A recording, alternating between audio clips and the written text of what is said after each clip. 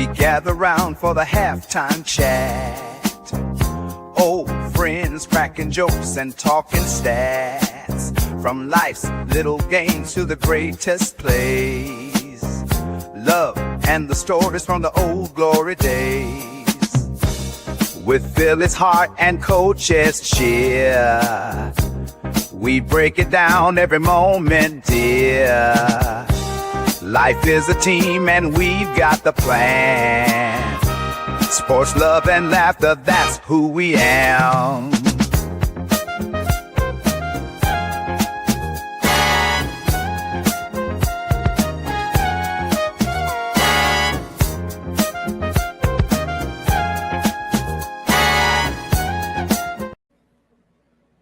What is going on, everyone? Happy Saturday to everyone. I hope you all are having a great day. So, really excited to be here today with my brother, Philly Halftime, to sit back and two old farts, just sit back and talk about sports, life, whatever. Question of the day, love, you name it, we're going to talk about it. So, appreciate everyone for being here. Thank you for all the support, everyone.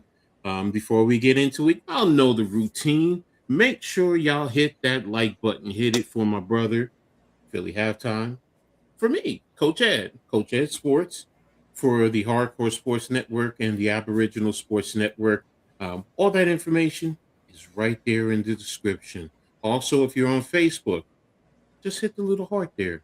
Appreciate everyone and all the supports as always. So before we get into the show, Halftime, how you doing, bro? What's going on? How you doing, Coach? Oh, I'm magnificent, man. Magnificent. You can't tell orange and blue skies, baby. So I know. You're a year too late, right? Yeah, you're too late. I'm telling you, man, if you guys didn't get hurt last year, you would have had it. I think you would have had it. If you guys didn't get hurt, I think the injury bug last year was the why you guys didn't make it, but I agree. It could have been back to back with yous. Yeah, well, I mean that's definitely a possibility, but right now we're just on can we end the 53-year deficit? Let me just leave it like that. So hopefully tonight we'll see, but let's start with one of the first topics. Right now the Knicks, everyone knows, hold a 3-1 lead. They go to close it out tonight, but they got to that 3-1 lead after coming back from 29 points. Man, was that crazy! How impressive of a feat was that? I said it last week. They have this other gear. It's not. It's never the end. It's not over yet. Like I even said it. Like when the Spurs were up by 29, I'm like, it ain't over yet. The Knicks got good defense. They can get the rebounds, and they have that other gear. Where they turn it up. They don't even have to use Brunson, and they just turn it up, and then they go, wait, here now we're going to use him. Now we're going to use Hart. We can use all these guys. That's what they did. Like I was said last week, they have this other gear where they can turn it up. Everybody, now the Spurs were spent. They were tired. You've seen it. You've seen them. They were like, all right, they thought they had it. And then it started slipping away. They used everything they had in the arsenal. The Knicks didn't. The Knicks went, relax. We got this. They know they got it. They know they have it. They have this other gear that I always talk about, this other gear where it's, all right, they're tired or they think they got this in the bag. And they turn it up and they're like, where the fuck did this come from? That's what the Knicks did. It's what I've been saying the whole entire time about, certain teams had this, they can turn it up and you're like, oh, there's no way they're coming back from 30. Some teams can do it when they have the right guys, and the Knicks do. It's Mhm. unbelievable. But I was like, yo, it ain't over yet. I mean, I don't know why everybody's so pumped. They're like, dude, they're like, it's 29 points. It's 30 friggin' points. I said, it ain't over yet. This is Mhm. not Mhm. over yet. I mean, you guys can't sit here and say, hey, stick a fork in it. They lost this game. What's up, Mhm. Nick? What's up, Nick? Nah, I'm with you, bro. I mean, that's the thing. Like, I said it during the regular season, like especially with Jalen Brunson. It just seems like there are times where during the first three quarters he's cruising, and then come fourth quarter he takes over and he Yeah. does his thing. So, but also the rest of the team is out there and they're doing their thing during that time. So, and that's the thing about the Knicks. They play as a team. They don't play, individualized basketball, man. They play as a team. He says halftime is such a ball knower. Man, he's been telling everybody how great the Knicks are. Jose Alvarado deserves more credit. Yes, he does. He does, man. Yep. And he said it point blank. He said, in terms of Wemby, you know, that was, in terms of his physicality, that was going to be it. So, what's up, Jason? Man, thanks for What's good, Jason? appreciate you guys for coming in. What's up, Lou? Thanks for being here, man. It's good, Um, Lou. so it's that 29 points. I understand why everyone is making a big deal because of when it happened during the championship. But in the same token, if you look at the series before against Cleveland, in the first game they were down 22 points in the fourth quarter, Yep. and they said, "Okay, let's go." And you came back, and it was done for Cleveland from there. So that's the question for today. I mean, where do we think that what do you say? People really thought the Sixers could beat the Knicks team. So in the beginning, I understand, especially after Atlanta, but that Atlanta game woke them up. That's really what it was. To halftime's point, that the ability of this team, they weren't really focused, but Atlanta woke them up. So halftime with Yep. triple beat for Josh Hart in the heartbeat.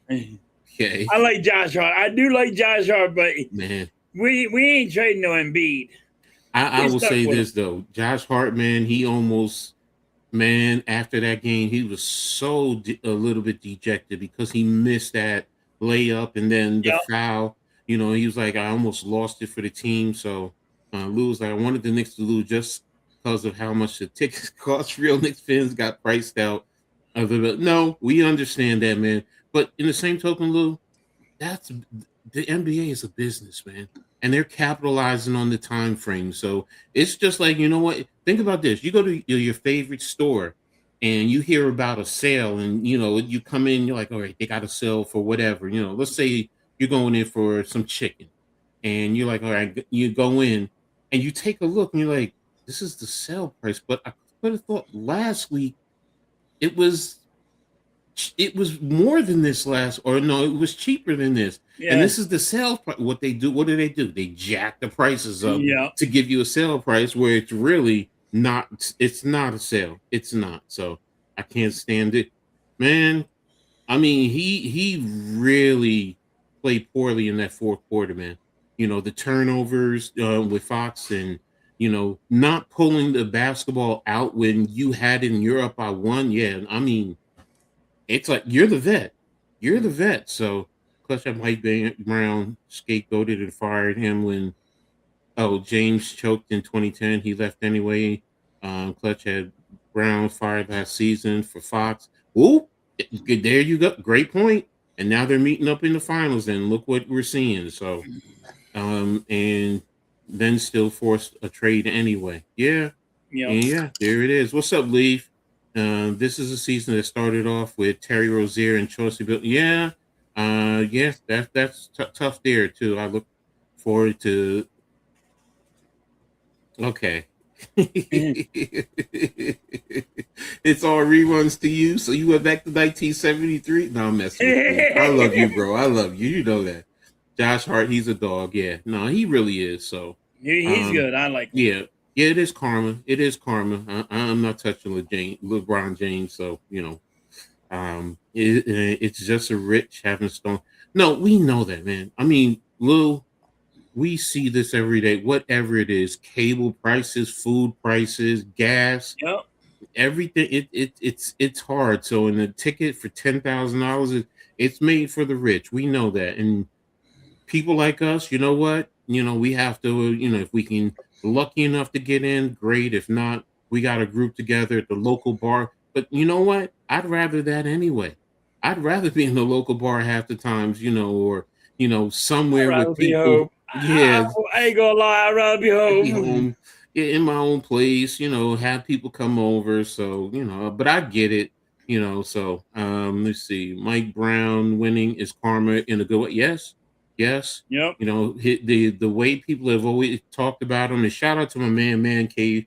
Beginning of the season, he's like, Coach, check out this, and showed me film of his offense, and we're coming to see it to fruition. I mean, when he was in Sacramento, I mean, he put what you call the center there at the in the same locations as Cat. Same thing, backdoor cuts, everything, facilitation. So he says, I'm jealous of the Knicks. It's all the guys from Villanova and Brunson to South Jersey. Yep. Brunson is not South Jersey. Stop it. Stop it. Stop it. Brunson is Yes. Central Yes, Jersey. he is. No, he isn't. Where Yes, was he he is, born? damn it. Where was he born? He was born in New Brunswick, New Jersey, which is Central New Jersey. All right. I'm Hey, that's he's Eagles.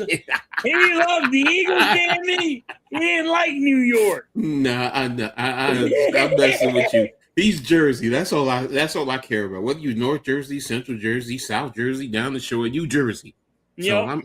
I'm Jersey. Knicks play like I wish this is. Look, the Knicks.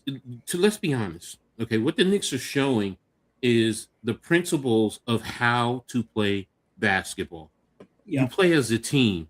You don't play like a lot of times we've gotten so used to the individualized type of game. If you go back into the 80s and the 70s and earlier, it was about the team. I mean, I could talk about well, I didn't see them, but the great Celtics teams of the 50s and the 60s. Right. You look at that team, they were so loaded, and it was about that. And yes, the stars came in, even the Celtics of the 80s with Larry Bird, McHale, Parrish, Danny, I mean, all those guys, they played as a team. Even the Sixers, remember when you had Dr. J, Moses Malone, Yeah. Andrew Toney, Maurice, you had team, and you had guys that played as a team. Now, look, when Michael Jordan came in, it kind of changed. But Michael Jordan had to, plus his talent was just so far much better. But he still played as a team. He didn't win until he got You Scottie know what Pippen. hurt What's up? a lot of teams? Mhm. Fucking analytics. Yes, yes, yes, I hate a lot of analytics. yes. It's just analytics. They got analytics in basketball. They just Mhm. have it. They don't play defense. You know what the Knicks do? They play defense. They Mhm, get up mhm, in your face. They mhm, will go get the rebound. mhm. Analytics tell you just run back after you shoot it and go back and get ready to play defense. But they don't even play defense. They let people just shoot because Mhm, analytics mhm, suck.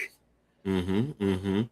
Now I feel you, bro. Analytics in all sports has changed the way we You look can at the use game. analytics to a certain point, Mhm, but they're using it way too much. mhm, They're mhm. overusing it.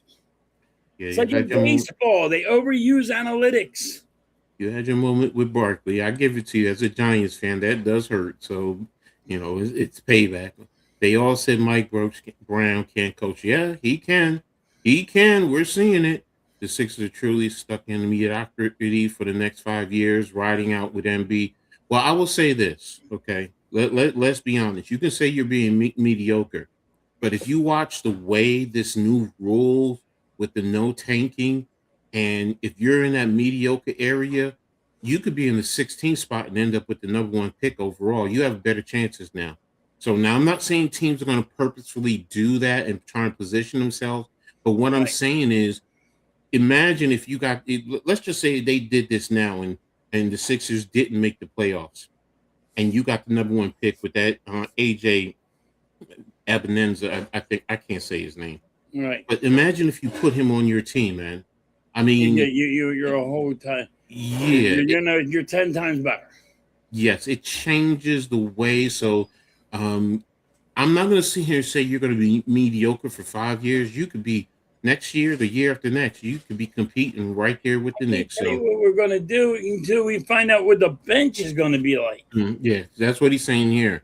He said your bench is the worst in the league. It's Grimes, Barlow, and that's about it. Lowry, Drummond, yeah, they won't accept those answers. Okay, okay, I got you. Knicks play basketball, hard effort, passion. Spurs jacking up. Yeah, I mean, let's be real. Them trying to get threes instead of just look. I know, Yeah. like in football, we say we hate to prevent defense, but you know what we do offensively when you're up to instead of playing prevent defense, you Kill slow the it down clock. on offense. No, you slow it down on offense and you Yeah. run the football to eat up the clock. Yeah. They eat the Right? clock.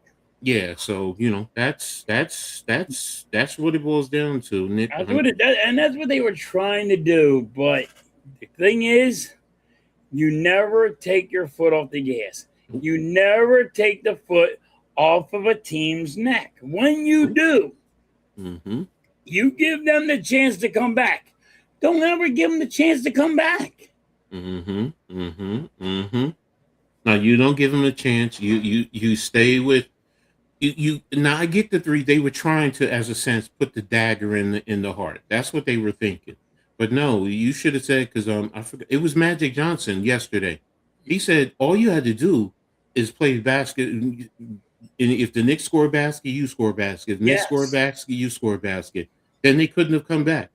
And Right. if now the head coach, there were timeouts he should have taken. If they went from 29 to 22, maybe you take a timeout, settle your guys down, get guys, but he's a young coach too. I forgot, he was interim last year and then this is his first year. So I mean, they're a young squad, but you see the talent.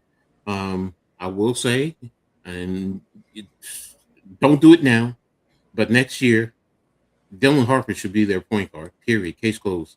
I've been saying it. He's this close from being their best player. You can talk Wemby all you want, but following Dylan Harper since his high school days, freshman, the kid has it, and you guys are seeing it, and you're seeing stuff that I've already known. So I mean, and I know Nets fans, y'all wanted him or Ace Bailey. Y'all. But I think it worked out that well. Jordan also did play sound on him. Yes, he did. Coming from North Carolina, what do you expect? What made Jordan and Kobe so unstoppable? They didn't just have the super skills. They were, yeah, fundamentals is the key as an individual talent. So what's missing today? Analytics has killed basketball. Just look at the Celtics and the Spurs. Yeah, yeah. Yep. Oops, that's there. You get caught me right Sorry. there. No, Sorry, that's I that's don't know how fine. to take that shit off. Analytics, it was always a part of sports, but these banking guys. Look, I understand analytics as a coach, but when I have an issue with analytics is when people make it the end all be all. It's like in Yes. baseball, the When- Yankees. They, you go based off analytics. Well, the analytics say this. Well, hello. I mean, I'm not stupid, but if you weren't using analytics and I have access to analytics and I know you're using analytics and not going by the flow of the game, then I know what you're doing. And if I Yes. know what you're doing, then you know what? It makes it so much easier. I But know how to stop it. yes, that's where I'm like with halftime. Analytics is ruining sports as a whole because everybody wants to go based off I the don't know. what. I guess, but like everybody's like, "Oh, you're just too old school." I'm like, no. I'm like, you can't keep on using analytics like every friggin' time. You got to mix it up. You know what? You don't You know, always have to go. All right, analytics tell you this. Even the analytics people will say, "Hey, you guys are using that too much." yes, yes, You know what I yes, mean? yes, yes. It's like when I was in college and you had to take analytics as a class. You take it to help you further understand certain trends, but you still have to go with the flow and you have to see what's going on. Also, owners speak the language of business, not sports. Yeah, so they hire people who speak that greed number. Yes, you guys are so right. I really don't enjoy being a Sixers fan, but you got to ride and die with your team. Well, I mean, how you think I feel as a Giants fan sometimes? I mean, come on. I mean, we all go through it, man. I mean, that's. Don't forget the Knicks weren't good for prior to this. They were dysfunctional, so I understand. That's Shoot, why I'm look at like, the Eagles with freaking Rich Kotite. We'd win one fucking game a year. wow, I forgot about Rich Kotite. Remember Rich Kotite? Yeah, And yeah, freaking coach and the Giants would laugh at us.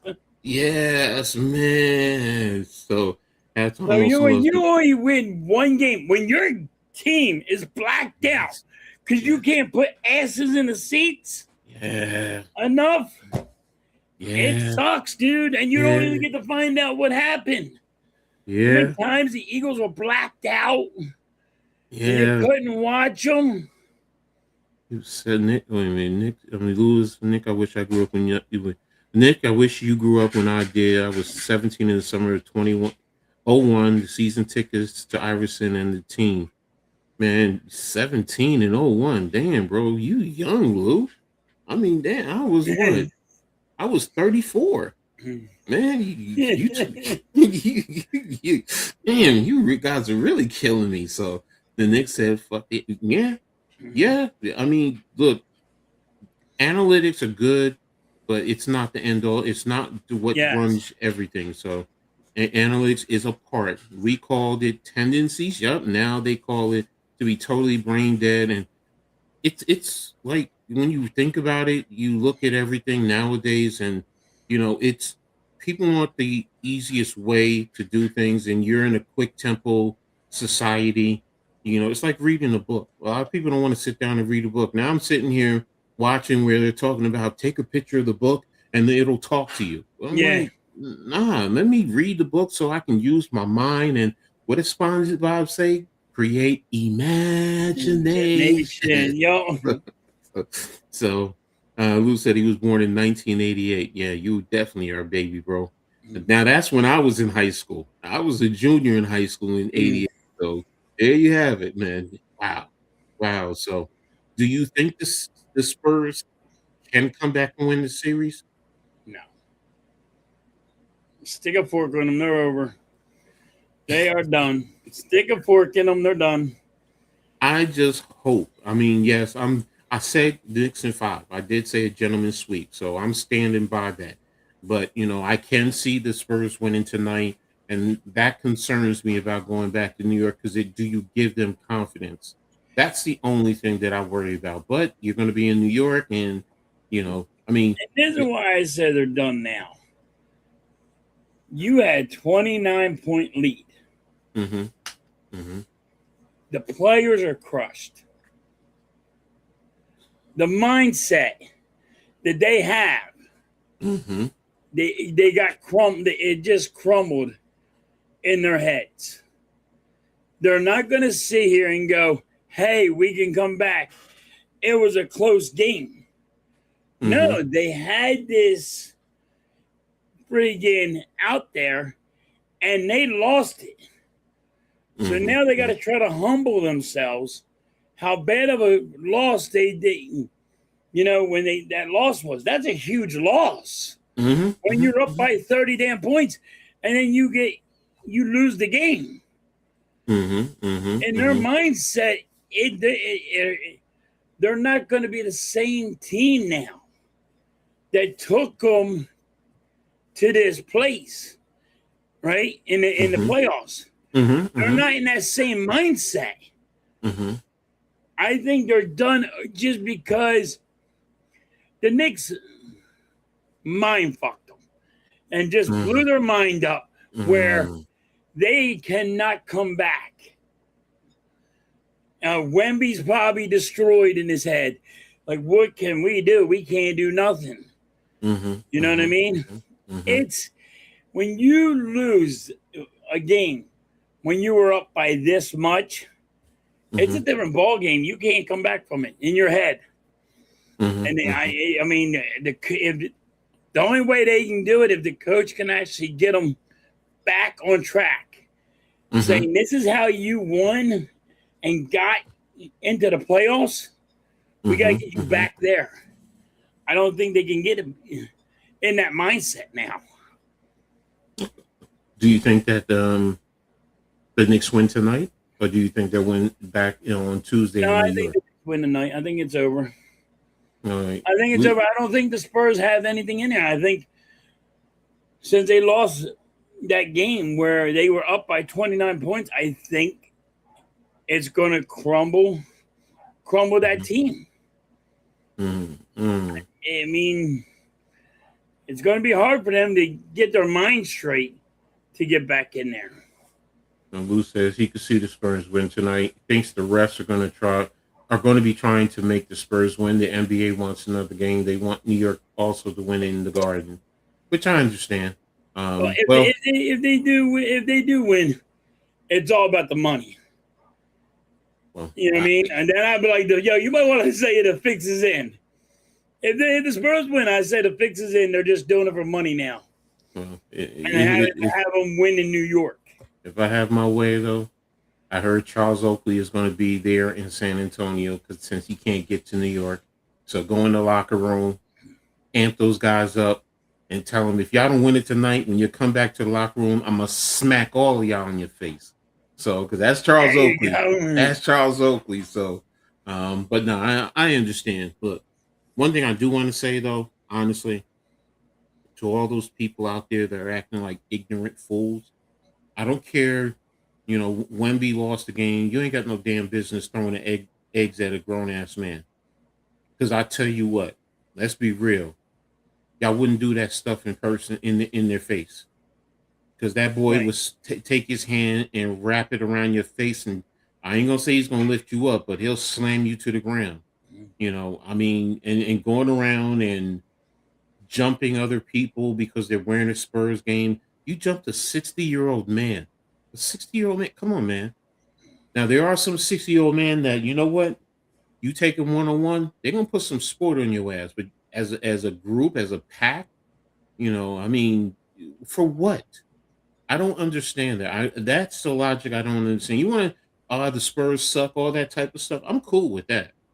But to put your hands on somebody else, that's it. Just takes it, and you wonder why people say, "Oh, well, people in New York don't know how to act." It's because of stuff like that. You give them the reason to say that. Yeah. I mean, why is it? Why are you jumping somebody? Why is it gotta be 3-on-1? Are you weak?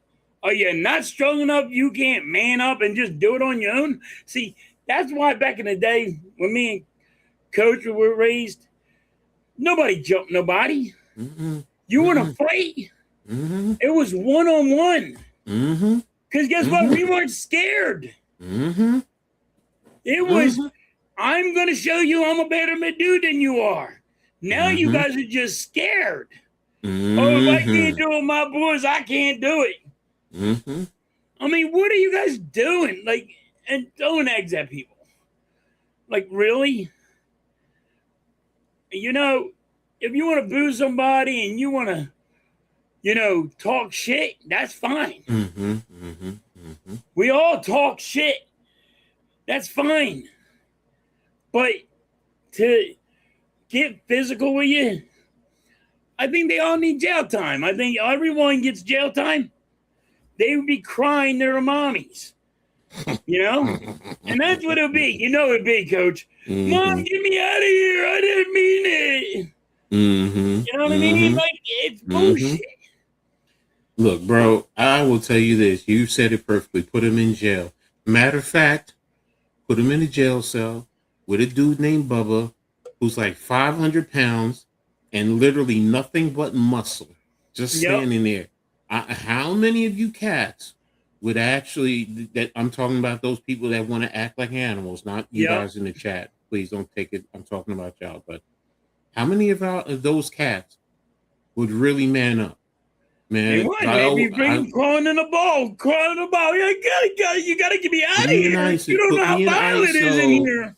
Put me in ISO. CO, put me in ISO. Yeah. Please don't. No. Yeah, you know what?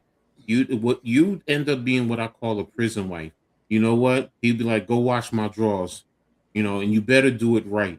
Yep. No mess up, and get every stain out of there, and make sure it's nice. And matter of fact, press it. Make sure it's Yep. pressed and nice. And when you go to lunch, he's gonna tell you to hook his pants and walk Yep. down the hall with him because he's sending a message to everyone else. This is mine right here. Stay away. And you're gonna have to sit there. If he wants food off your plate, you're gonna have to give him your food. So, yeah, you're so right with that halftime. Is Hart your favorite player on the Knicks, or is it Robinson? Yeah. My favorite player is Van Fleet, but no, I go Robinson. I I'm like fine Hart. with it. I like Hart, but I like Robinson. I like them all. Mm-hmm. To be Mm-hmm. honest with you, because they play defense. Exactly. Yeah. If you play defense, I'm with you. I ride and die with defense. I ride and die with friggin' getting the rebounds, offense and defensive rebounds. That's what win games. That's what I ride with. Mm-hmm. Mm-hmm. I Mm-hmm. don't have favorite players. If you do that, in my book, you're gonna win. Okay. Okay. Lou says I watched some videos on YouTube. The most aggressive, tough guys are usually the most insecure frauds. Real tough guys don't show it off because they are secure. Yeah, yeah. So I mean, you guys are right on that one, man. I mean, it is. It irritates me because look, we already deal with enough where people talk bad about New York, and then you go and act like that. And again, it's not just New York. I see It that with happens a in lot. Philly too. It Yeah, happens in it Philly. happens everywhere, and it's like, Yes. for what reason do we have to act like that? I was before we got on, I was on Twitter, and they posted Brazil at the World Cup in New York, over by in Times Square, and they said now the Knicks need to act like this because they were out there waving their flags, singing, and having a good old time. That's it. They're not trying to beat up others, Yeah. and Why do you gotta try to beat somebody it's- up? And yeah, if you're gonna beat somebody up, let me just tell you, when you look yourselves in the mirror, the all whoever how many jumped a 60-year-old man. If mm-hmm, there's 3 or 4 years, I want you hard look in your mirror. Man, it took us 3 of us to beat him up. That means you are a wimp. mm-hmm, That's what it means to me in my book. If you can't do it yourself, like mm-hmm, mm-hmm, that's what that means. Like you're not man enough to do it yourself, then mm-hmm, you shouldn't mm-hmm. start a fight. You're right, bro. You're so right. I Like mean that. damn, like I get it. It's everywhere. But like I was walking in Philly. Mm-hmm, Me and my wife took the train mm-hmm, into Philly and we had to go see her dad.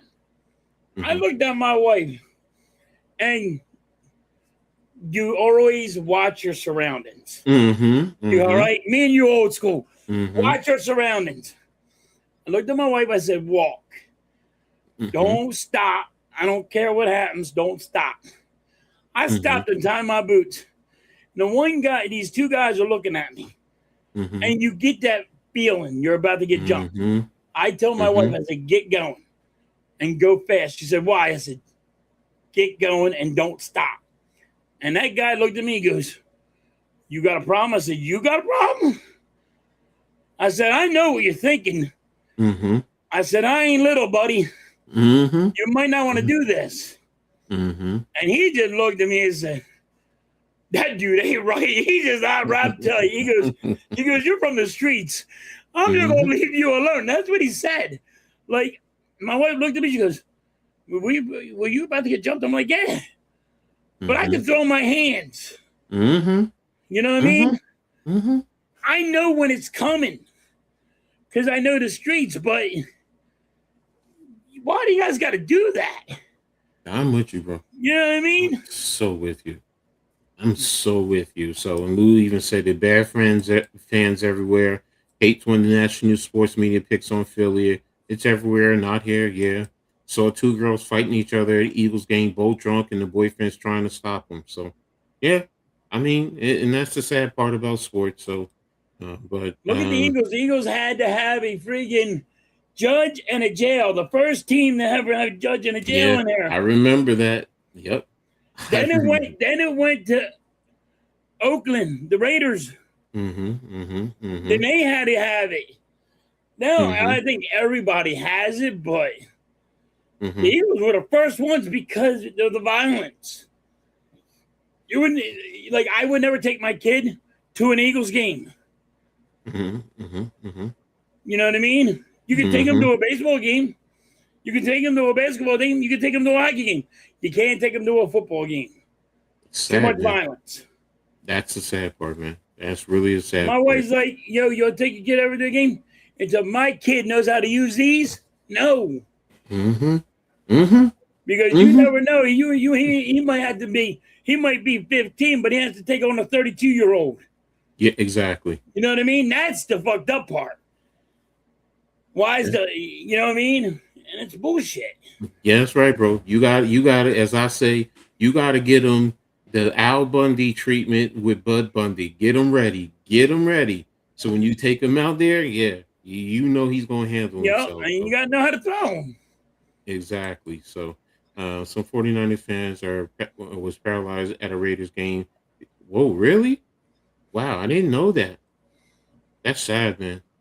That's sad, man. I mean, what are we doing as a society, man? Yeah, that's the You know, fucked up part. yeah, to It's a paralyze game. somebody. You're watching a game. You're not even playing the game. Yeah, exactly. Right in front of his kids by some Raiders fan. Guy wasn't even talk. Man, that sucks, man. What's up, Mrs. Halftime? Hope you're doing well. Thanks for tapping in. Hope you're enjoying your time out with the by the out of the water. I'll just put it like that. You know, so let's get ready to move on. Let's talk. And I know you talked about it earlier, so this is before I really, because I had to set up, but you said you didn't like it. So why didn't you like it overall? Well, The, I the trade. mean, you need. I don't think he's the right fit. I don't think he's the right fit. You need a. I get it. He's going to be your right fielder for a little bit Mhm, because Garcia's out. It's like they knew something about Garcia, to be mhm, honest. Because mhm, after they sign him, Garcia is hurt and mhm, he's out for 60 games. mhm, Like they knew something was going on. Like, yo, dude, you suck so bad hitting that we went and got him. mhm, Maybe mhm, his mhm, bat will be better. And I don't think he's. I know they only got it was for money and all, but in the trade, I don't like the trade. I don't think he's the guy. I don't think he's that good. But Okay. maybe I'm Well, wrong. I Hopefully look. I'm wrong. Now I did look at his numbers, and he's. I mean, because I questioned, I was like, well, he's not a big time hitter. I mean, he's like, I thought he was like at around two. I think he was like 216 or something like that. Yeah. So I was just like, all I thought right. I So thought he was even lower than that, but you know, he's not he's not to say, hey, this guy's gonna cure all the problems. mm-hmm, You know what I mean? That's the issue. mm-hmm, mm-hmm. Metro State in Philly had a police station. Yep, yep, yeah. That's what halftime was just talking about. Our coach, are all your teams all New York teams, or do you cheer for a mix of teams? Well, let's put it like this, Lou. He Um, likes the Eagles, Lou. He's just no, hiding in the closet. no, no. I actually started in the '70s as a Steelers fan because my dad's a Steelers fan, and he took me in '79 to see the Giants and the Steelers play in Jersey, and that's when I was like, "Oh, Jersey has a NFL team," and that was the year they drafted Phil Simms. That's why I always joke around saying he's my quarterback, and that's when I became a Giants fan. Before I was a Knicks fan, I was actually a Lakers fan. I love Magic Johnson. I love his game. He's my all-time favorite. Period. Case closed. It's him, Bernard King. Those are like my one A, one B in terms of favorite NBA players of all time. So, And that's when I was watching Bernard and more, and I fell in love when we got Patrick Ewing, and that's pretty much it. I became a Knicks fan. I was always a Yankees fan, so and Scarlet Knights Rutgers is probably my number one sports team out of everyone. Liberty are right there, because I like women's basketball. So if you want to call that a mixture, now Pittsburgh and the Lakers are technically my second favorite pro football and basketball teams. But it's not like I'm deeply dissected like I am with the Giants and the Knicks. But I do want to see those two teams do well. So I'm doing all right, Lou. Okay, at the campground with the water. I'll have fun. So but yeah. So again, I'm glad you're allowed to pick who you wanted to be a fan of, Coach. When I was a kid, I wasn't allowed to pick I wasn't like, yo, you ride and die with Philly, damn it, and that's it. Well, my brothers and my dad would just beat the hell out of me. Well, here's the thing, though. I'm a military brat, so we were overseas. When I was first born, coming to Jersey and then settling here. But our family is so spread. I got family in Detroit. So we got Michigan fans, Lions fans, Piston fans. We got family out west in California, up in Seattle. I got family down south. It was Alabama. I mean, down in Georgia, Florida. I mean, I got family all over the place, man. Family, and yeah. So it's I got a big family. I'm with you. I know what a big family is.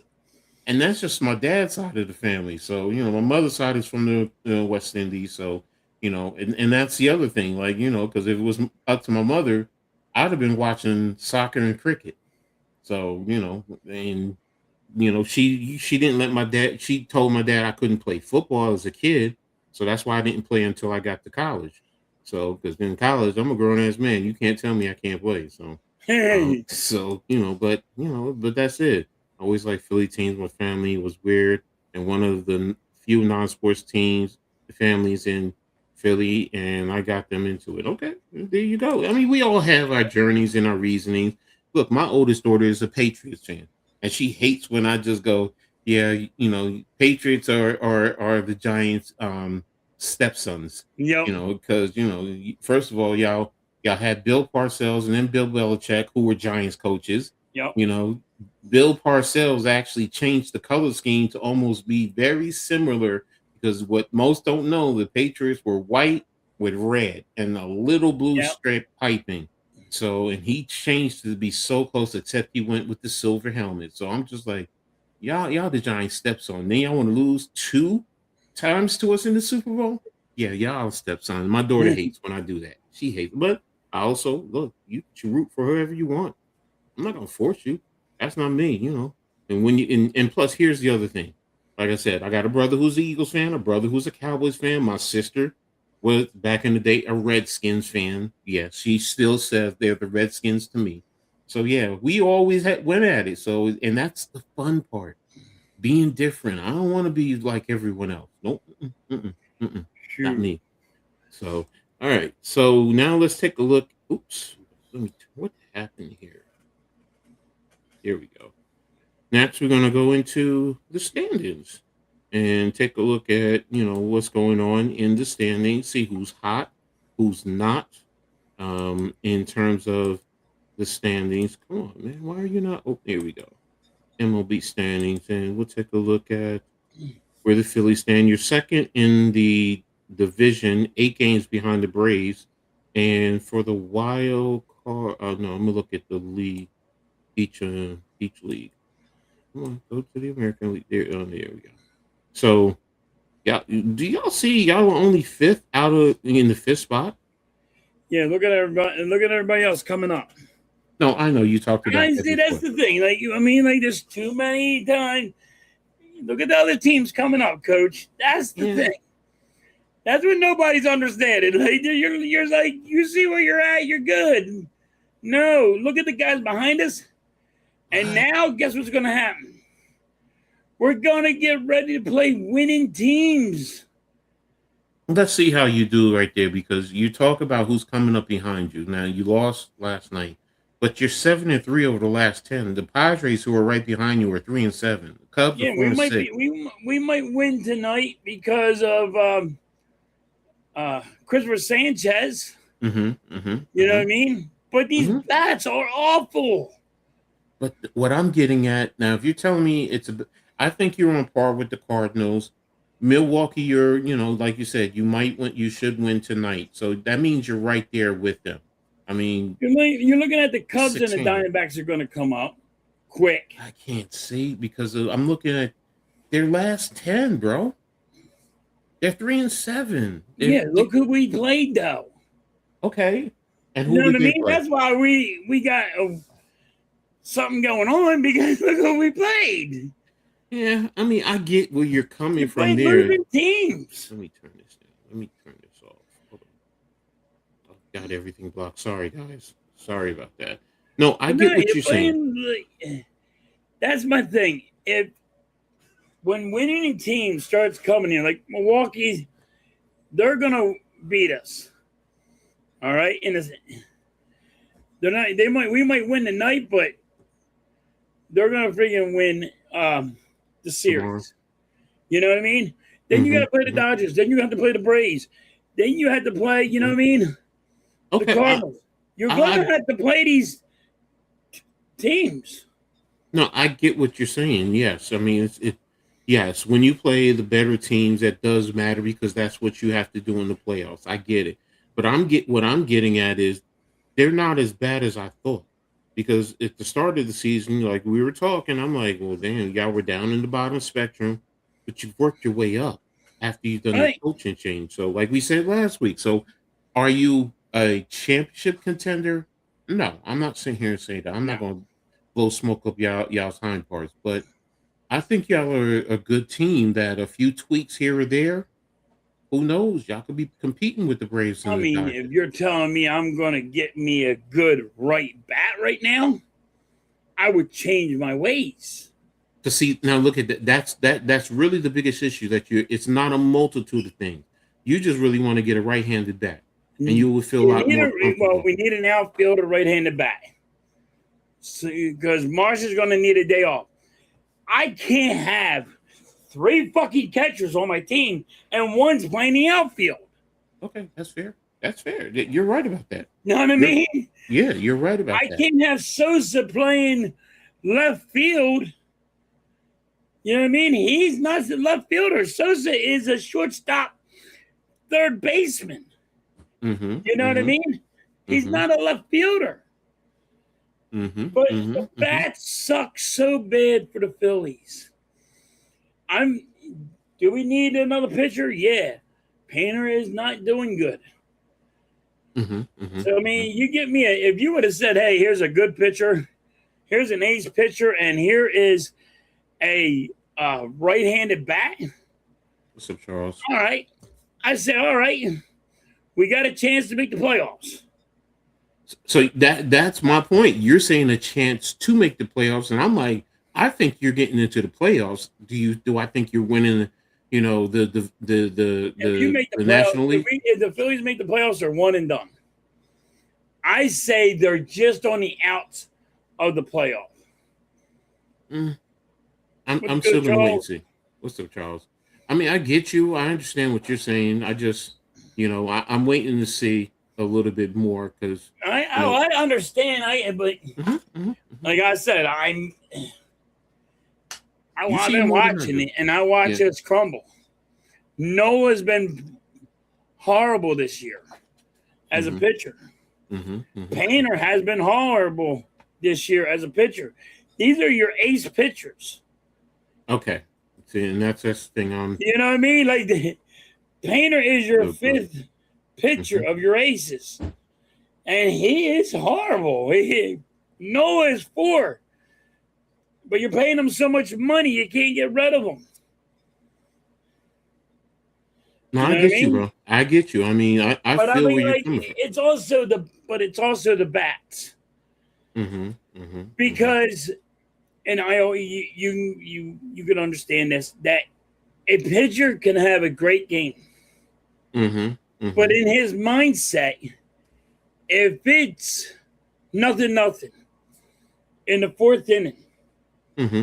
he's going to start giving up hits Mm-hmm. because he feels the pressure of, I don't have the run support.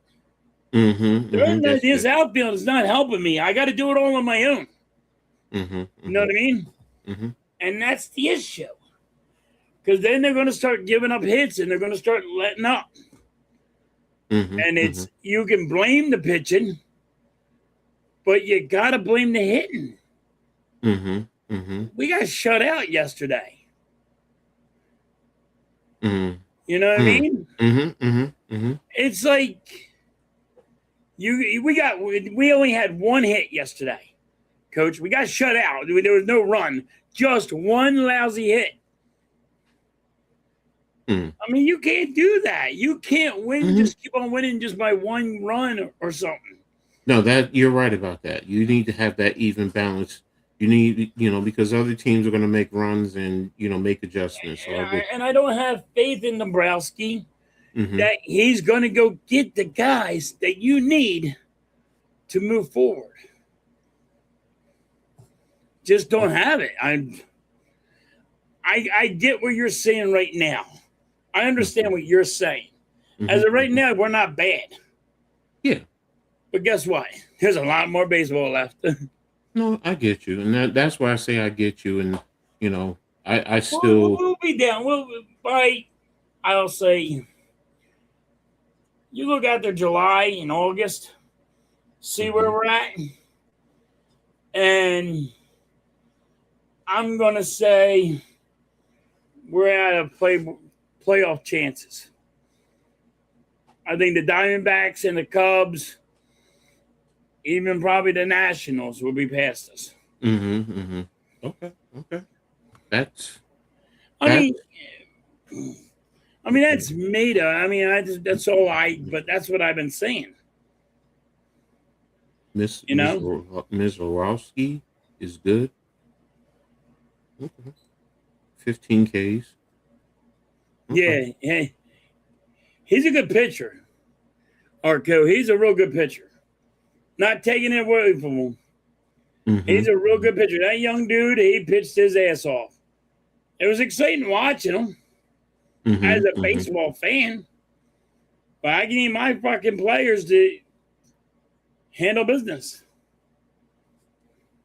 Well, looking at the Yankees, I get where you're coming from. I'm kind of the same way because they're 6-4 of the last 10. So when you're battling, in a sense, the White Sox, the Guardians, you just lost to the Blue Jays yesterday. And then you also got another injury. Grisham now also went out. So, that's two of your starting outfielders. So, and you've been having issues with pitching, gotten injured. The biggest things with the Yankees is their injuries. So, but in the same token, as I always say, they're technically tied for the best record in the American League. So it's like at least I know they're in the wild card, and we still have a long way. Now Tampa Bay is always that team for me. I know others will talk about the Yankees, they'll talk about the Blue Jays, sometimes the Orioles, but for me, it's always Tampa Bay.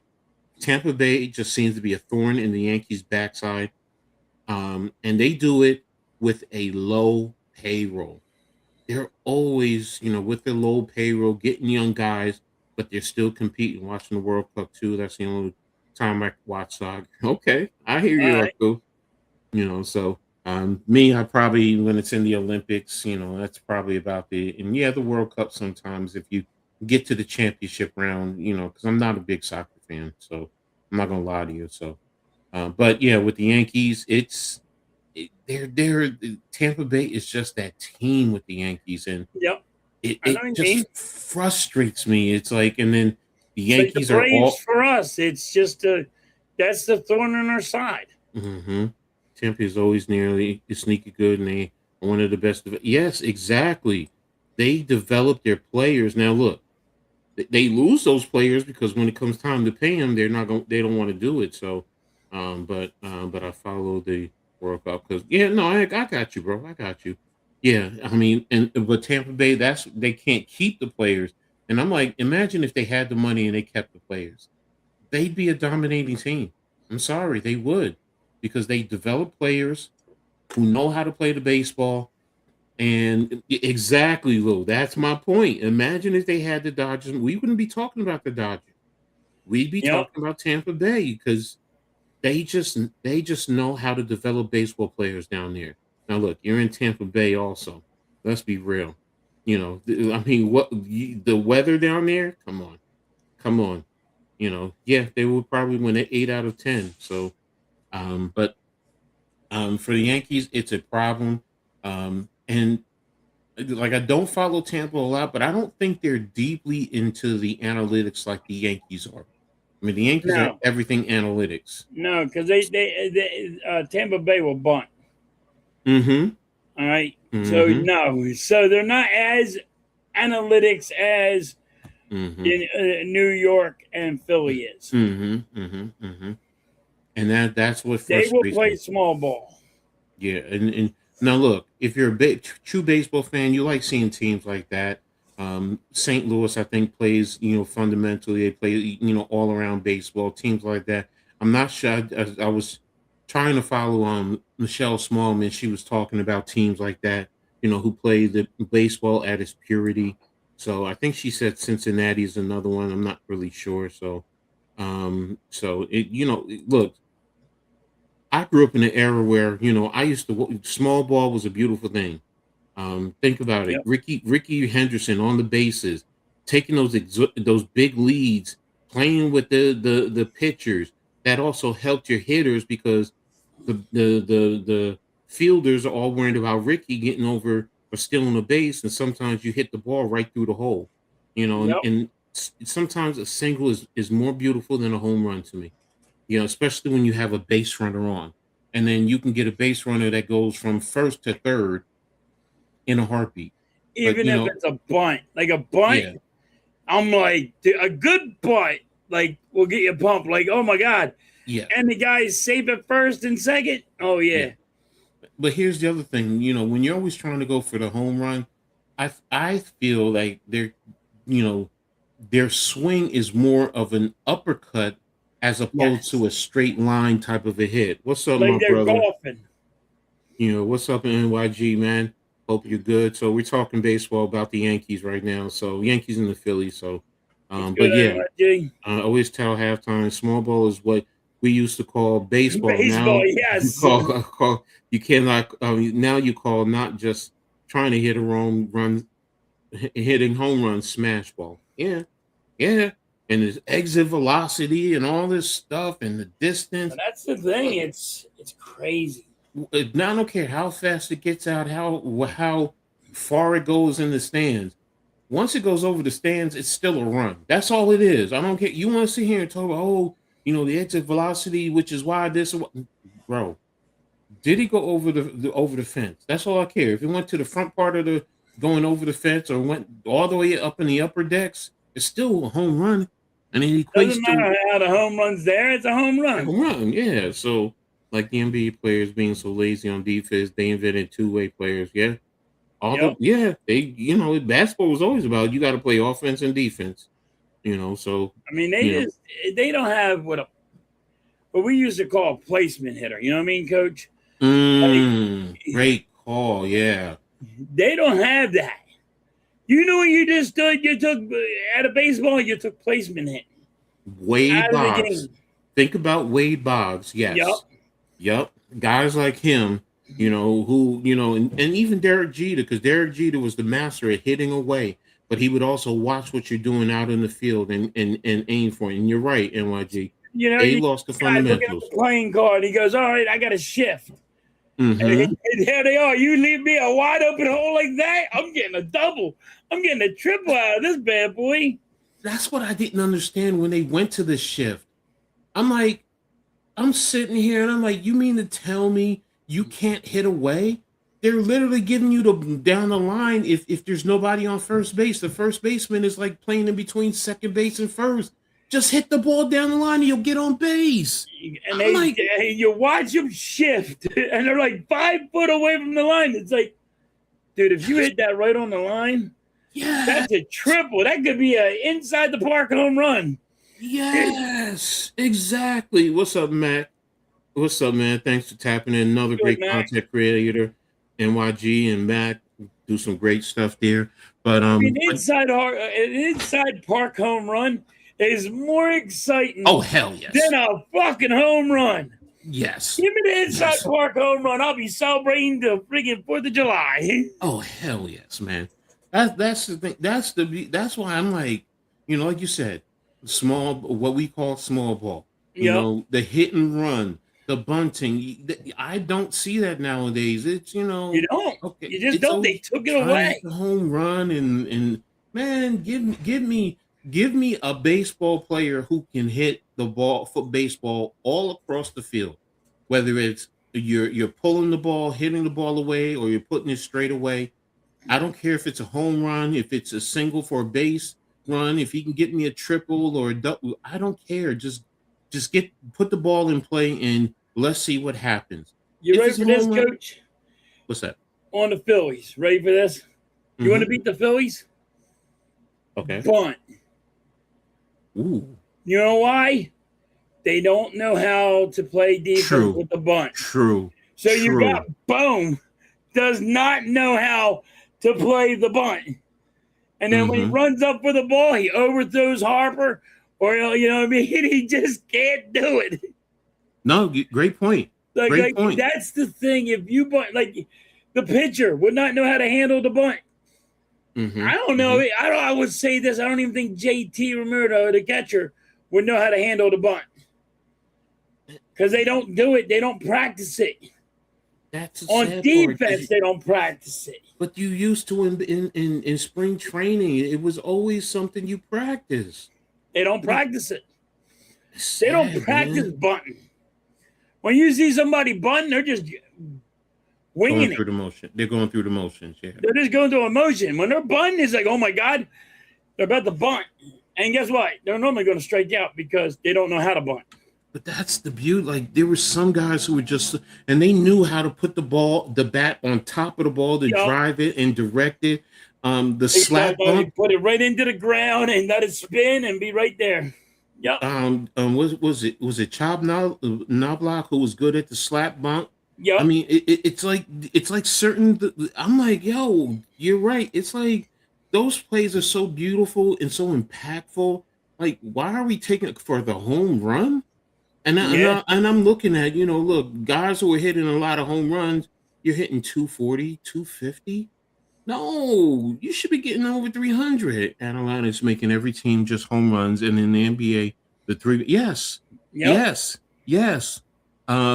going to show y'all something. Speaking on that, and it's kind of like it deals with analytics. Let me pull this down for a second. Let me actually close it. I'll bring it back up. Now it is WNBA related, but let me hold on. Let me see if I can find it first. So they got the women NBA doing analytics too. Oh yeah. Oh, okay. Yeah, it's women analytics. I'm gonna show you some, but they're not as heavily invested per se. But when I saw this, I was just like, oh wow. Wait a minute. I think I threw it in the chat. I'm in a New York Liberty chat too. I'm in so many damn chats, man. It's crazy. But yeah, here it is.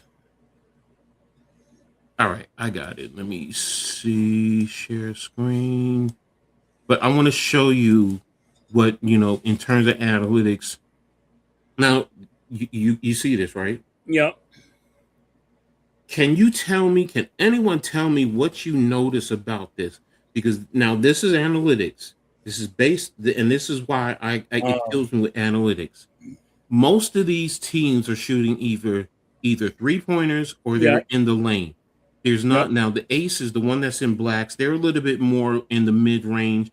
The one in the upper right, the Connecticut Sun, they're using the mid range, but they're not shooting a lot of threes. But even my Liberty, which are in the teal, there are a lot of threes, but in the paint, I don't see a lot of mid range. And I'm sitting here, I was looking at the Sparks, the the links on the third row all the way to the right. They're But a how come they're combination. not using the mid range? That's the point. In basketball, everyone is going that way, and that's what it's like, yo, are we serious? That's why I was looking at this and I was like, you know, That's what the analytics is telling them not to do it though. yeah, it's like, everyone is just, going with the threes. And I didn't think it was like that in the W, but when I saw that, I'm just like, wow. And that's the problem with sports. Everyone is going analytics, analytics, analytics. Now you Yep. use analytics to get an idea. Now I could use that as a coach, and I'm saying, okay, this team does this. Now you're making it easy for me to defend you. But Right. now I'm doing a game plan off of analytics to help, but I'm not using it because I'm also going to feel the game and see what's going on. It's why both get less ratings now than they used to. No strategy to figure out, and it's not interesting. Why do you think I'm hearing a lot of good things about the Knicks? People want to say because they play as a team. Oh man, question: can baseball get back to being America's game? I feel like baseball. No, NYG. It's not because of football. The NFL is just we in a lot of, like you said, it's lost on the youth, because think about it, let's be real. In the hood, back in the days, in the 40s, in the 50s, even the Negro leagues back in the day, kids were playing baseball. They're not Yep. doing it now. They're Now not. we can Yeah, say they don't play football. baseball like they Nope. did back in the day. No. NYG, you talk about it. New York City is a basketball town. In a lot of urban areas, it's about basketball. And then, yes, football, depending, on where it is. You know what hurt baseball? Mm-hmm. It was the strike.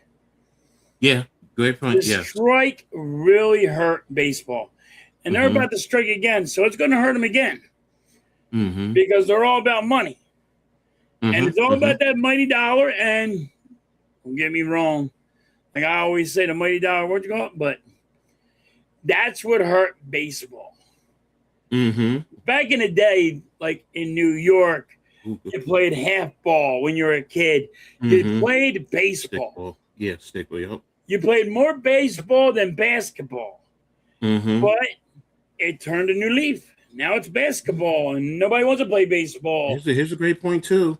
It's video games too. Yeah, Video games nobody are wants to go also. outside. Yeah, nobody wants to go We outside. were kids. We weren't allowed in the house. 1,000,000,000,000% there. So, football, you can only play one-on-one with a quarterback. Yeah, you can. I mean, you can also play with a steady quarterback. Sometimes you can play 7-7, even in the 90s. We would go to the park and play. No, I know that NYG, and Yeah. it's lost now. That's the point. Yeah, And you're right. nobody does it anymore. Basketball, you can play one-on-one. It's about the economics. It's about the environment that you're in. So yeah, you're right. You need space too. I mean, yeah, all of these are great points. Video game, and then with video games, you have kids who, what, it's not going their way. What do? Restart the game. Yep. So it's also about the If competitive they're design. losing the Yeah. game, Yeah, they'll reset. yeah. We called the stickball too, bro. I'm with you. When I was a kid, they barely made space for us to play football. Or here's the thing, though. I can honestly tell you. I called it stickball, but I know a lot of people would get mad at me when I call stickball. Like, what are you talking about? And it's half ball, stickball, what you know what I mean?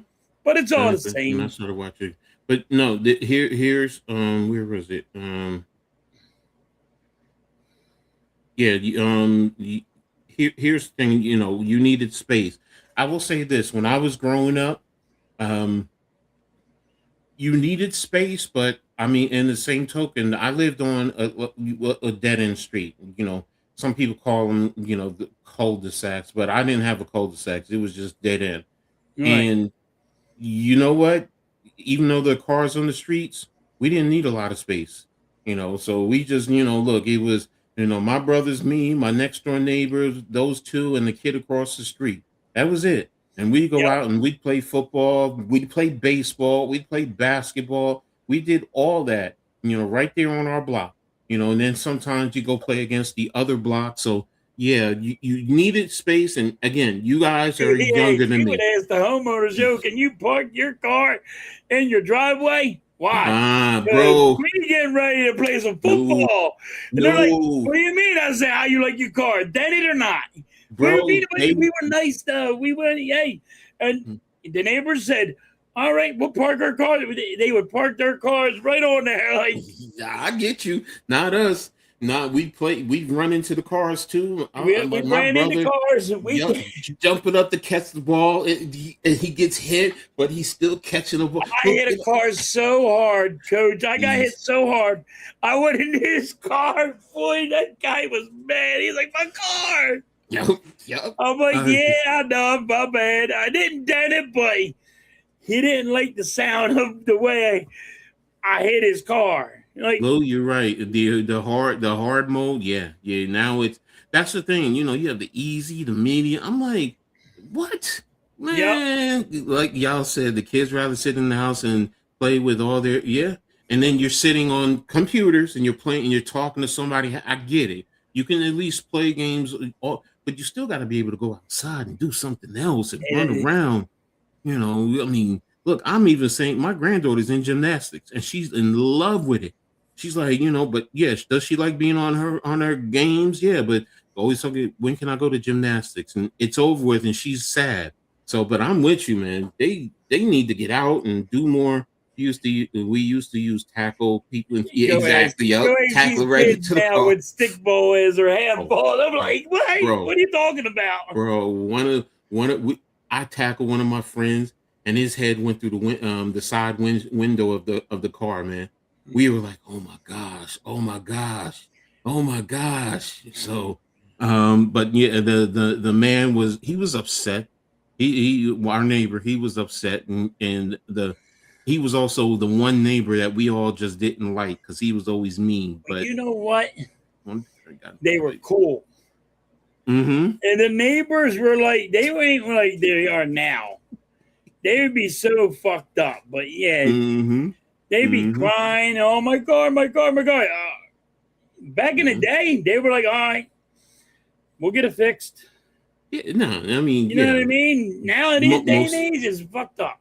Well, look, don't forget, I'm talking about the 70s. So cars weren't fiberglass. Now they were more steel. They all metal. They were metal. Yeah, they were metal. So you did more damage to you than the car. Yes, but yeah, yes, but they were metal. You hit that thing, it's like, oh, we ain't care. We would go out and play on ice, man. We play tackle football on ice. Parents are like, no. We. First, it started with the snow, and we're playing, and we're getting it down to the ice by wearing it down. Yeah, the cars were like out of bounds. So, nah, bro, they were inbound for us. No, it's not out of bounds. But NYD, I get it. Your streets are a lot because you're in New York. The streets are wider. Remember, I said a dead end, so the streets are there. Look, car, and then the one road one alley down the middle. So if a car was coming this way and a car was coming that way, somebody had to pull over to the side because it was like literally 3 spots across. So I get you, bro. I didn't have a dead end road, but there was cars on this side and cars on this side. You had only a little bit. Yep, exactly. So we didn't have a big 2-lane road. You had to pull over just to let the other car by. That's how you do it. But yeah, it was. Nah, Lou, we ain't playing no big puffy coats. Maybe you playing a t-shirt or a sweatshirt. That's about or it. A sweatshirt if it's snowing outside. Hell no. I'm gonna let y'all know when it was snowing outside. You're almost in a t-shirt because you're sweating your ass off. Exactly. You're hot when you're running around like that. Not with us. I remember going to basketball court. Down your arms because you got road rash.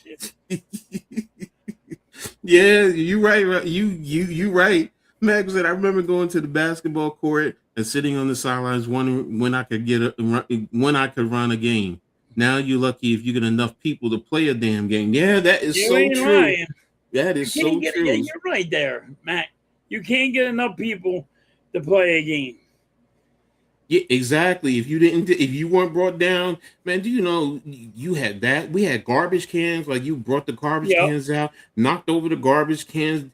Now we'd have to go pick up all the trash afterwards, but it's like, man, yeah, kids today, I'll be honest, they don't know what Yeah, it really was different. So Yeah, I it was way no, different bro, back in the no, day. Lou. But we didn't have Nintendo. We didn't have video games. No, we had Atari. And We had Atari had Atari. the one game that it was going up and Yup. down and boop, boop. That's all. Boop, boop, boop, boop. Exactly. Now You're we over did here have playing video. No, tank and shit.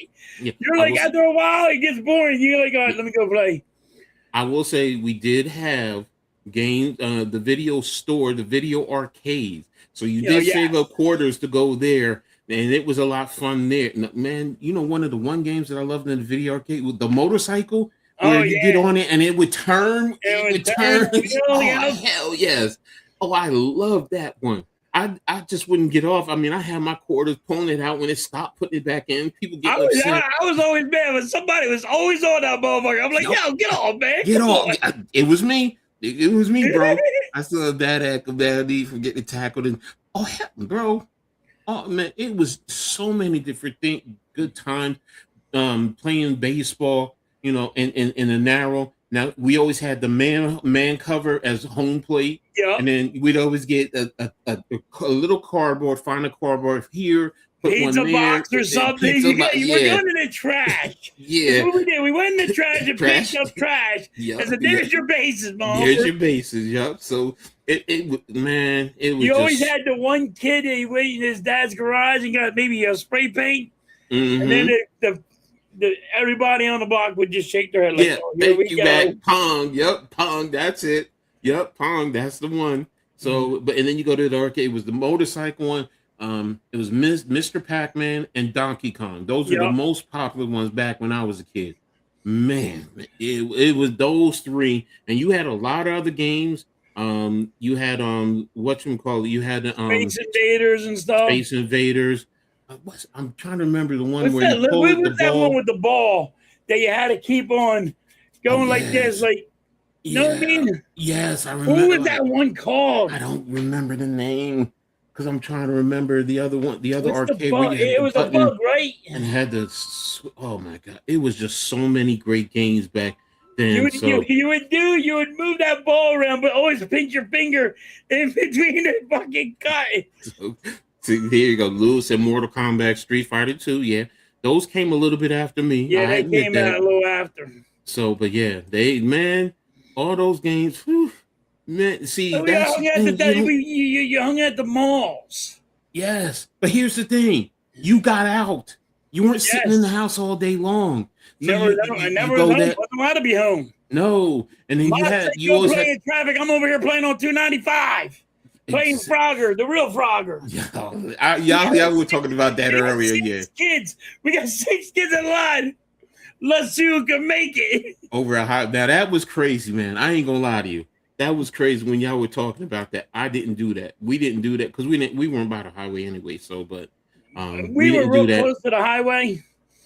If we would play, man, my brother's friends would grab me, throw me in the back of a truck, get your dumb ass home. Mm-hmm.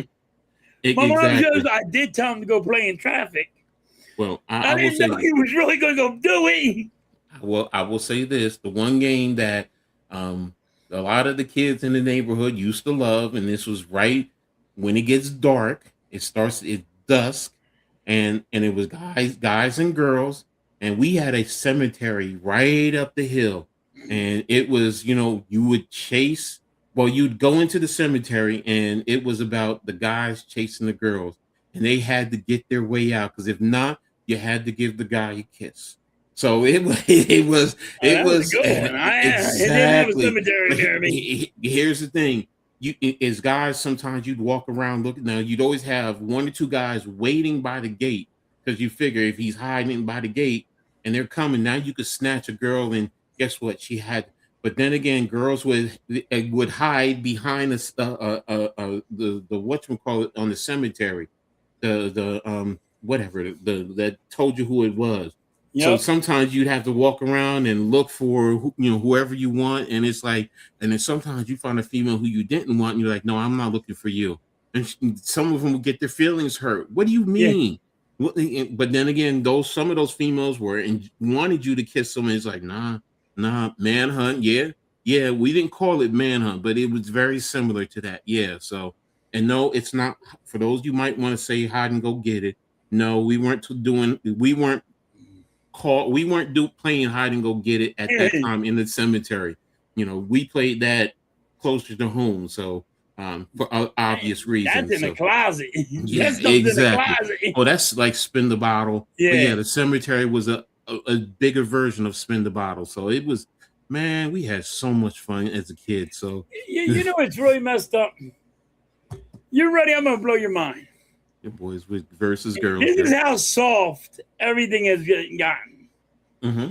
We went from darts, where you threw this dart, and it would come and spike into the ground. You're supposed to. There was two little circles, but what would we do? We threw them at each other. We threw it up and at somebody. Hey, everybody run! Whoever gets hit, you're gonna get. You don't get hit by the metal spike. Yeah, man. Yeah, like we always say. They got rid of it. They banned this. And we went to horseshoes. And then we went to horseshoes. Then they got rid of horseshoes. And they go beanbag toss. Now we're getting hit by friggin' beanbags. Well, they still have that. Here? They have cornhole now, which is similar to that. Yeah, cornhole is like, it's the same thing as all three of these. Yeah, exactly. And now they got frisbee, like throw the frisbee in a bucket. Well, yeah, no, I'm seeing like they play frisbee football. I get it. No, this is a bucket. You gotta throw the frisbee in a bucket. In a bucket? Yeah. Throw a frisbee, there's two buckets, and you throw the frisbee and it has to land in a bucket. Okay, I'd rather play horseshoes. Yes, horseshoes or horseshoes. Yeah. But I mean, that's what they got now. It's like they're going so soft. Yeah, it was not for me. The kids today, if they want to do that, do you? I mean, would I do it with my granddaughter? What is this? The beanbag wasn't soft enough for you. You got to use a frisbee now. Yeah, man. I'm with you there. I'm with you there, but yo, let's before we keep losing track. Yeah. Now we're gonna go. We did I did a little bit of Yankees. We're good. We're good. Yeah. Question of the day: how did you decide to call your child or pet the name you did, and then also how did your parents name you? Go ahead, bro. You got it first. How did you name your kid? My son was named that my grandfather on my mother's side's name. So he was named after my grandfather on my mother's side. Okay. And then how do we come up with my daughter's name? Like my daughter's middle name is my wife's first name. And like I forget how we came up with my daughter's name, but it was just random. Like we randomly picked her name. But like we normally when we grew up, and you took parts of names of your family and put it and made it one, like your uncle or your aunt that you use their names and put it in the middle and the first. That's how we did it. Okay. I can't remember how I got my daughter's first name. I forget. How did your parents name you? Well, they named me after my father. My first name's after my father. My middle name is after a great uncle. Okay. Okay. So I mean that's how we done it. Well, and that sounds almost normal. Now with me, I'm a little bit different. Because my name is actually Edward Rommel. All right, and technically it's going to sound crazy. Technically, I'm named after Edwin Rommel, who was a German military master from the 1940s. So if you understand, my father, he's my father's in the military, and he understood the tactics, military tactics, and Rommel was a master in military tactics. So, like when people hear the story, they're like, "But he was a Nazi," but that's not the point. It wasn't about that.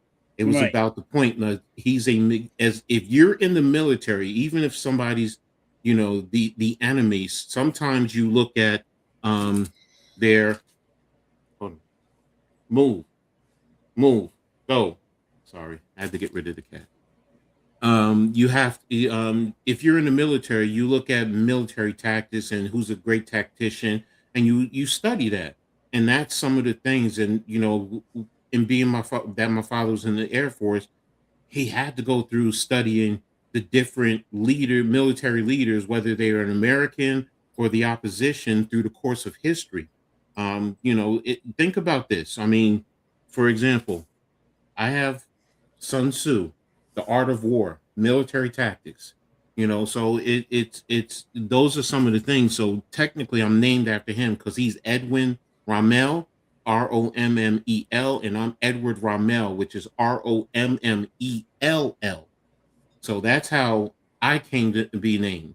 So Right. and my siblings, they're a little bit differently. But the one thing I will say, my parents said that they took names from leaders. Like my brother after me, he's Cedric. So I forgot who my father said. There's a great leader that he said that he named him after. My sister and brother, who are twins. Um, my sister Tara, her middle name is Alexandria, so she was named after a leader. My brother Derek, he was also named after. I think it was a king. I can't remember the king he was named after. The point being, my parents always wanted to name us after some type of leaders throughout the Yeah. course of time. And now my children, my oldest daughter is named Passion Dama Dominice, and her Cappy's mother named her. That's how she got her first name. She let her mother pick the name, and I picked the Passion's middle name, and I took Dominique and Denise and put it together. And then my middle daughter, Essence Sadira, I gave her the first name. So Cappy had said you get to choose her first name. So I was sitting there thinking, and it was funny. We were at her. I was at her house, and on the table there was a magazine named Essence, and I was just like, man, it'd be crazy if I said just go call her Essence. And she heard me, and she said, I like that. She said, I like that. She's like, we got passion. Now we have essence. And she said, Yeah. passion is because of our passion. Essence is the essence of us. Yeah. And then my youngest daughter, Alora, Happy named her. And she said, because she took the name Alora and just changed it up a little bit. And I named Alora her middle name, Ira, because it means beautiful. So those are the methodologies that I use to raise name my children. So it's a little bit different. So, but that's how it is. Let me see. My name means knowledge. That's all I know. Hey, there you There go. you go. There you go. And not that halftime remembers. We had middle names picked first. I had to pick something that went with the middle name for both our kids. There you go. There's the answer. Halftime. She said. Okay, Miss Halftime has the answer. So there you See, go. I So- listen, Coach. I didn't pick shit. Yeah, no, I get it. I get it. She runs the Miss Halftime runs the whole show. I just go to work. Go to work, come home, give it a check. I get just you, bro. go to work. I ain't no good for nothing else. I'm just go to work. I'm with you, bro.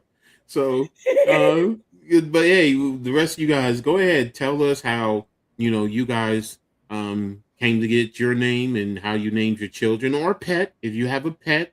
I will say I had a cat when I first met Cappy, and the cat name was Twix. And the reason why I called her Twix, because she looked like the candy bar. She was the same color, but then she had the little, like if you opened it, the little different colors, the caramel and the cookies, and it was in between all of it. So and everyone asked her, well, why you call it Twix? I said, take a Twix candy bar, break it open, and look at her. And they did, and they're like, oh, she does look like a Twix candy bar. Yeah. So, that was it, in terms of names. So thanks, bro. I appreciate that. So yeah, it always was something special, to us. So, that's what we were looking for. So let me see. Mr. Halftime says the daughter's middle name is May, which was my grandmother and great grandmother's middle name. So hey, May is a powerful name if you really understand. Come up and see me sometimes. So, May West, a great Yep. actress. So, Great actress. I respect that name. Much respect to there. So, My yeah. my kids named our cats. I Mhm. don't name animals. I don't do shit. I don't do shit, coach. I found out, I'm talking to you right now. I don't do a goddamn thing. Back said Mrs. After I had to chime in. Yeah. Yeah, because she just shakes her head, Mag. She's like, he's an idiot. Oh, yo, bro, Precious counts? Bro, what do you mean if that counts? You had a cat named Precious, so my Precious. Yes, that's an awesome. So, but nah, bro, I respect that. My That's a kids beautiful named mine out of fucking candy, Oreo and Skittles. Hey, see, your kids are like me. I said Twix, so they're like me. So yeah, exactly. So, one last point I wanted, because I was telling him, I said, because I was thinking this morning, and I was just because I was up early, and I was just like, and I was actually, for those of you who don't know, I lived in a nursing home for like 3.5 years. After I got sick, and when COVID hit, it was a great impact on my life. And that's why I was thinking that the impact of critical life moments in your life. And yes, there's many other, my children, playing football in college, I could sit here and go through a lot, but I was Right. thinking about the impact that COVID had for me. And a lot of other people would say, well, they lost family members, and it's tough, because it's an impact on your life. But for me, when I was in a nursing home, the floor I was on, 95% of the people were passing because of COVID. And it scared the crap out of me. I'm not going to lie to you, because I was afraid I was going to die.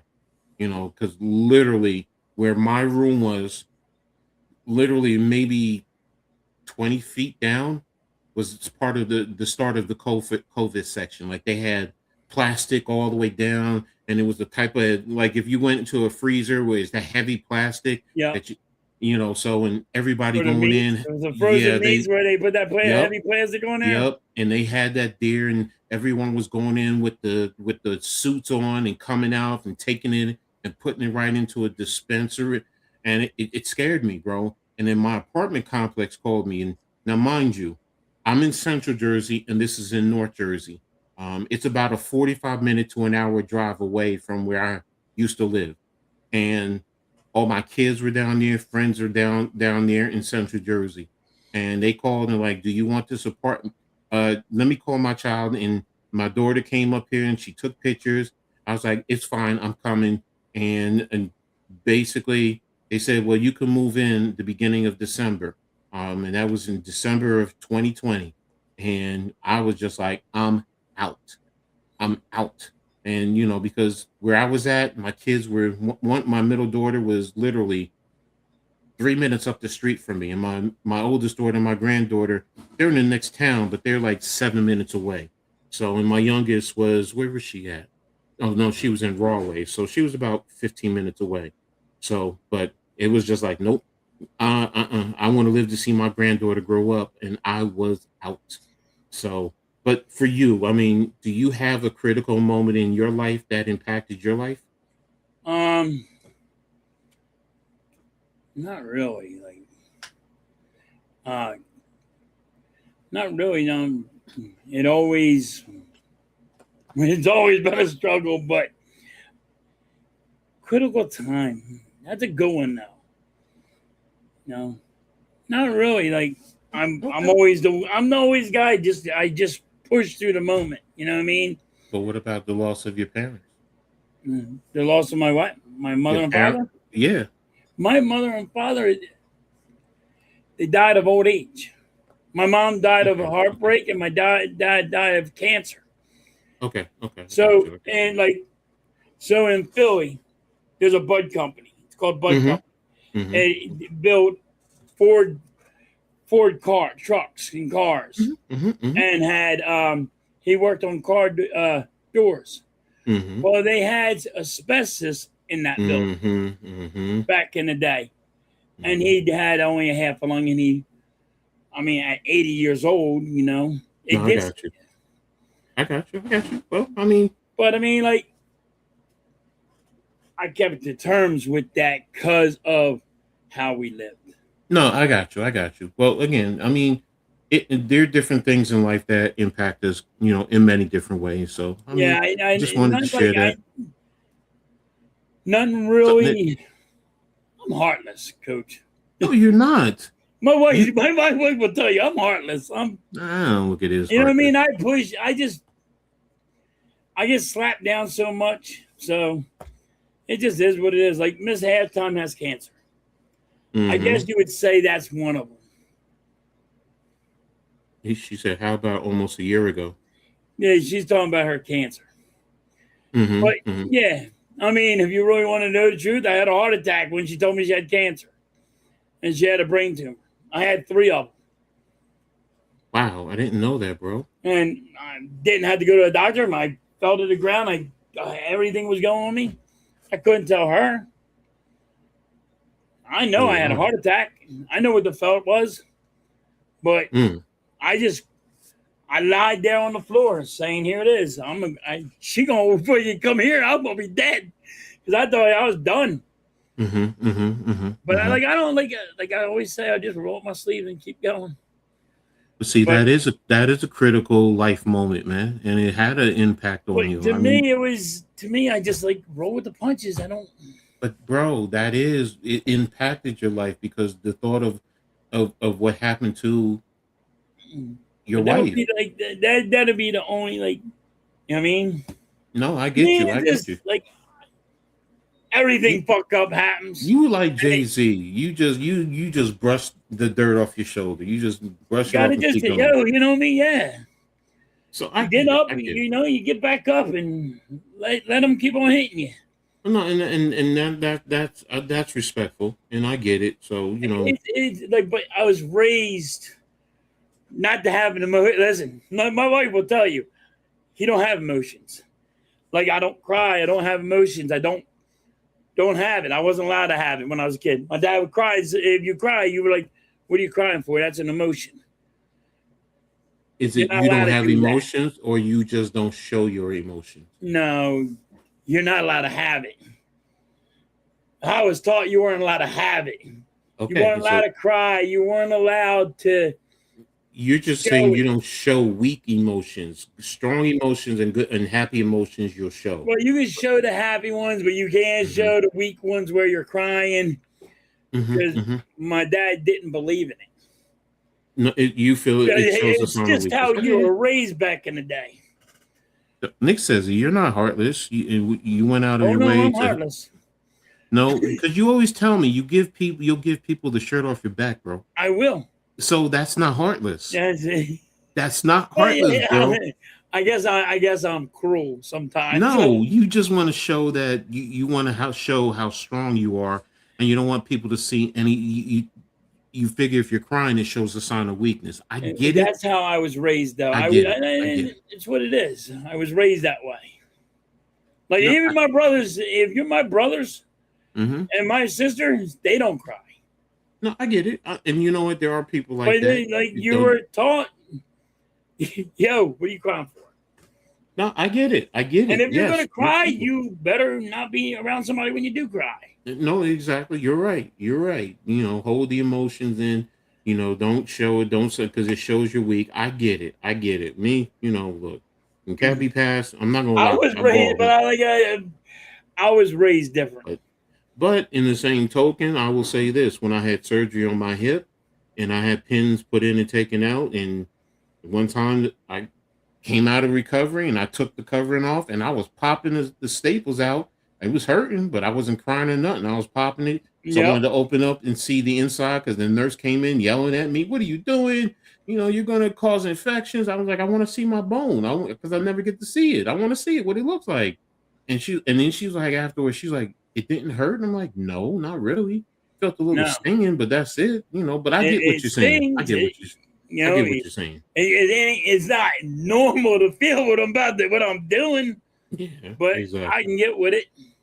No, I get you. All right. So let's get ready to move on to the final subject. And we're gonna talk about the NFL. And let's start with the big news. Patrick Mahomes signed an extension with the Chiefs for an average of $63 million, where it's going to come out to be $500 million. Man, $500 million. This is crazy. But how What will is this? Joe Montana? I Thank you, mean, bro. what is who would be Reggie White? Joe LT. Montana? What Yeah. be Dan Marino thinking right now? Yes. Yes, bro. I'm with you there. The money that they're getting now, $63 million a year, and over the next 8 years, it's going to come out to be $500 million, a little bit over $500 million. I mean, what do you think this is going to do to the quarterback market going forward? It's gonna. They're gonna have to put a salary cap just on the freaking quarterbacks. They gotta do something. This is Yeah, getting out of hand. yeah, They gotta yeah. They gotta start. They gotta change this. This is getting out of hand. Because wasn't Dak Prescott making Yeah, over $50 million? he was making over $50 million. And Yeah. I mean, I get why you pay Patrick Mahomes so much money. You're paying Mm-hmm. him for what he has done, not what you think he's going to accomplish. Mm-hmm. Mm-hmm. Because you Mm-hmm. already pay him because he won you the Super Bowls. You know Mm-hmm. what I mean? You went to three Mm-hmm. straight Super Bowls. You know what I Mm-hmm. mean? You won 2 back to back. Mm-hmm. You're paying him for what he has done, Mm-hmm. not for what he's about to do. That you think he's going to do. Like the Dallas Cowboys paid Dak Prescott thinking he's going to do something like win him a Super Bowl. Mm-hmm. Now, is he Mm-hmm. going to do? No. But, you know what I mean? That's Mm-hmm. the thing. It's just too much money. It's just too much money. What is Joe Montana saying right now? What the fuck? Where the fuck was I when everybody was getting paid? No, I'm with you, bro. He didn't get I'm paid with like you. that. Lou, I just want to answer this question, because he says with the NFL moving more and more of the games to prime time off Sunday, are we reaching a point of diminishing returns with not enough games on Sunday? No, because people are buying it in volumes. Don't forget, you have Mondays, you have Thursdays, you have Yep. Saturdays, and now they're going to be playing more games during the week. So it's And they're going giving to you be more Fridays football. games. Yeah, and think about this: college football what we don't realize. College football started doing this a long time ago. You have college football on Tuesdays, Wednesdays, Thursdays, Fridays, and Saturdays now. You do, you Right. do. The middle of the season, conferences like the MAC and the Sun Belt are now playing Tuesdays, Wednesdays, and Thursdays. Big Ten is playing on Fridays now. And matter of fact, they're going to be playing a Thursday night game, and everybody plays on Saturday. So the NFL is seeing that. So it's not a point of diminishing returns. They're getting more for their dollars, and people now, yeah, with the prime, that's frustrating. But let me tell you something, ladies and gentlemen. I grew up where sports was on CBS, NBC, ABC, and Fox. And then it went to cable. Yep. And what did everybody do? They went to cable, They went to which cable. we have now. Cable is you're Yep. paying for it, and you went from free TV to Yep. cable TV, which you're paying for. Yep. So yes, it sucks. This is in the beginning phases, but what's going to happen within the next 10 years? It's going to be normal. Everybody's going to have streaming, and they're just going to adapt, and you're going to go, because that's what Yeah, we do. you're Because just going to keep doing it. yeah, You're never going to get away from it. and the sports programs, they know this, because you want to consume your what you call, and let's be real, man. You have this. Yep. So you have streaming right here on your phone. So you're traveling. So it's not like you're going to miss. It's not like where I grew up, where you had to be home at least for the cable. Now you can take it with you. Like I was looking. Matter of fact, I saw on Twitter the other day when the Knicks won Game 4, and they showed a shot of people in the airport Yep. watching the game. Now Yep. it was on a big screen TV, but they spanned it.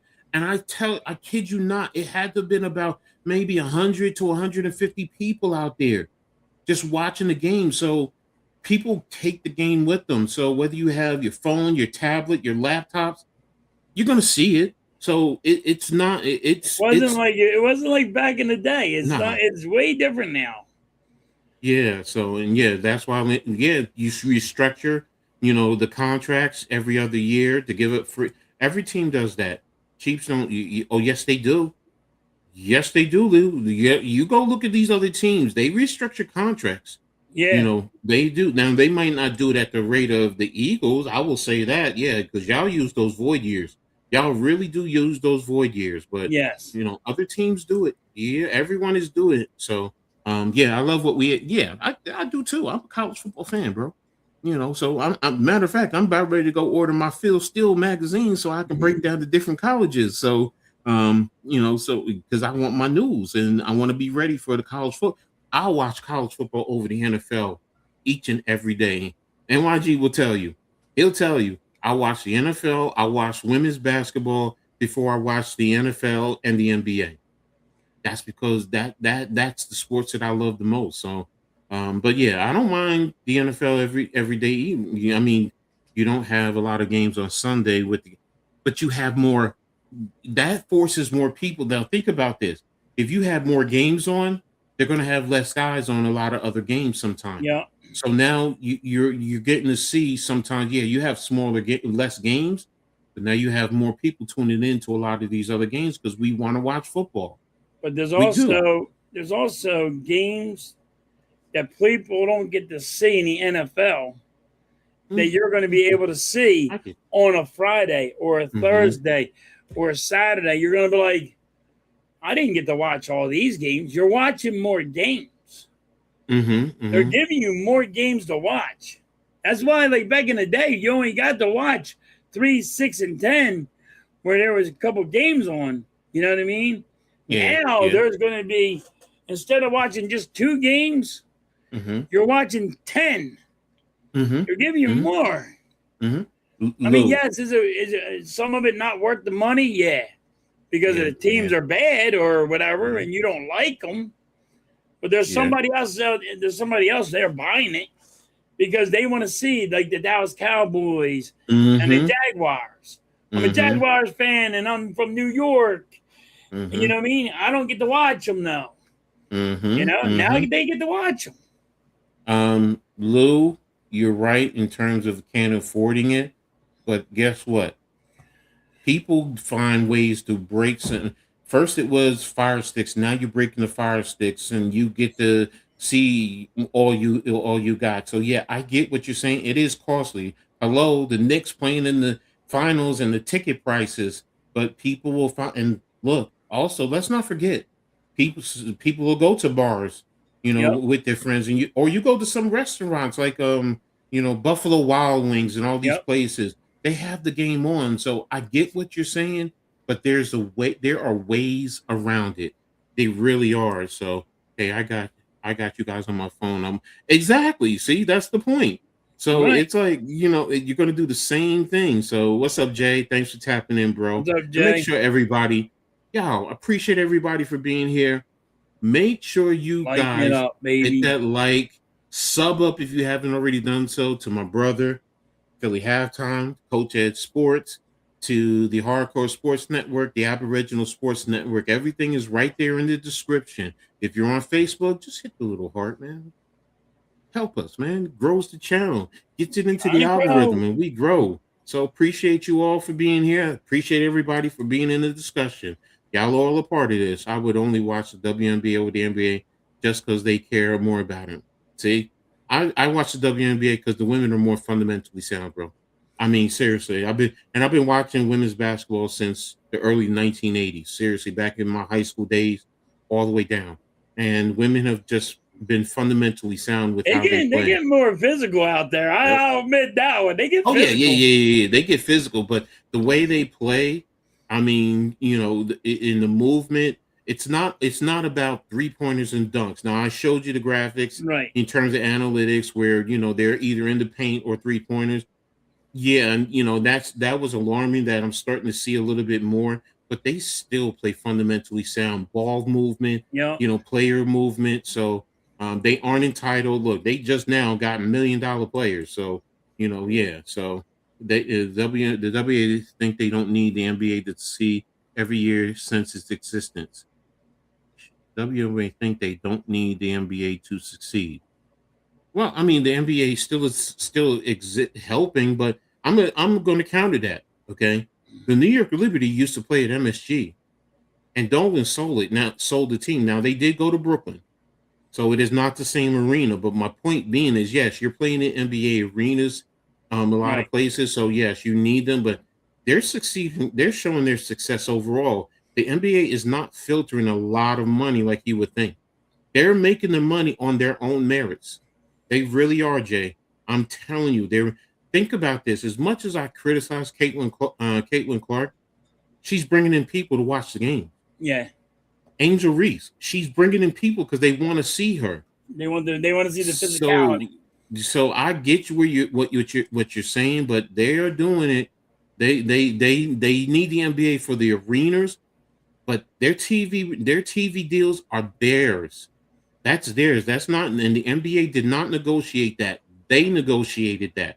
So I get what you're saying and the perception that everybody thinks that they need the NBA. They need the NBA. If you want to talk about the arenas, okay, fine. But think about this: they're filling out the arenas. They're filling out 19 and 20,000 per game, and that's good teams and bad teams. They're filling the arenas, so they're doing their part. So it's I don't think that they need the NBA per se, except for the arenas. So, Coach, if the NBA goes on strike, the NBA will. Yeah, you're right. You're And right. You're right. that'll help the women's basketball when the baseball goes on strike because they're not going to have Mm, nothing to watch. I mean, think about the WNBA. They're expanding. If you just need the NBA, then you wouldn't be expanding. They just expanded 3 teams in the last 2 years. They have another, and they have one going for the next 3 years. They have Cleveland, Detroit, and Philadelphia coming, and they're still talking about possibly expanding even more. So I get it. They're far more skilled than the men now because they accept. For the most part, you have those moments where some of them are Caitlin Clark. I had to give my dig. The women's game is how the NBA should be. Yeah, I mean some of them are, but again, the women have their issues. I'm not going to sit here and say like they're totally perfect. They're not, No. but they are much better than the men's game. I'm sorry, they do. I enjoy doing the WNBA, watching the WNBA. Hey, look, the Knicks are winning, so I'm not gonna lie. I'm enjoying the ride. But there have been plenty of times the Knicks and the Liberty are playing, and I've turned on the Liberty over the Knicks. AAU killing the NBA. I Yeah, never see you so excited about the Knicks, coach, because you're normally always like 53 you don't years. Yeah. trust them. Yeah, no, but 53 years, bro. That's why. Yeah. The WNBA, they now has fake reps like the NBA. Yeah, no, there's issues there. Again, like I said, it's not perfect. Uh, the biggest reason why the WNBA is built red is because the NBA. If the NBA didn't build, you keep saying every year, and I'm telling you, Jay, like right now, the last few years. I'm only talking about the last few years. Prior to that, yes, you are 1,000% correct. But I'm telling you, bro, as someone who follows the WNBA every year, I've been following it since day one. The last few years, it's more on their own merits. You don't see NBA teams funneling into. Oh, I forgot about Houston. Houston is getting the comments back. So it's like, that's not the NBA. That's because Houston market wants it and it dictates that they want a team. So I get where you're coming from. Yes, there have been teams in the past that needed money, most if not all of them, which is why they ended up losing teams. But now because they have the money, they have I think it's $2 billion TV deal. That's not because of the NBA. That's But because of them. that happened in football, All right, Matt. baseball. That happens all over. Mm-hmm. No, I don't. You mean you wouldn't agree at all with CC? I don't think she's the. No, I don't think she's the GOAT. I've always said they act like she's the reason why the WNBA is in existence, but the casual fan tunes in because of her. So Right. I get it. So at all, but she is being set up to fail. The Fever didn't want her, and have tried to minimize her all they can. Okay, it's been every year until the DVD of the NBA. But that's my point, Jay. You just proved my point. They got their TV deal. Why did they get their TV deal? Not because of the NBA, because they have a good product. The TV networks know they have a good product. People are tuning in. People are going to the arenas. They're buying their merchandising. They're buying Sabrina's. They're buying Stewie's. They're buying the Caitlin Clark jerseys and sneakers. So yes, that's my point, which is why this new CBA now gets them $1 million players. That's why I keep saying it's not about the NBA now. It's about them. So yeah, now the NBA wants to have them because they get a piece of the pie. Let's be real. The NBA wouldn't be doing this if they ain't getting a piece of the pie. So, Right. Coach, I had the WNBA League Pass for 3 seasons, last 2 before season, and I was so exhausted by all the drama, I stopped watching and didn't get. Hey, you want to know his secret too? Do you know the WNBA's League Pass the last 2 years? I think it's $34. Really? Think about exactly. Think about that. When would you get a League Pass for $34 where you can get to see every team? So it's like I get it. You know, we getting away from the NFL. We went to women's basketball. Yeah, so I don't even watch. No, I know. No, I get it. But what I watch of, like, because I always got Sports Central on, you know, ESPN and all. You know why a lot of people are watching them, though? Why it's getting really popular? Of all the little headbutting going on, had the physicality that these girls have been doing.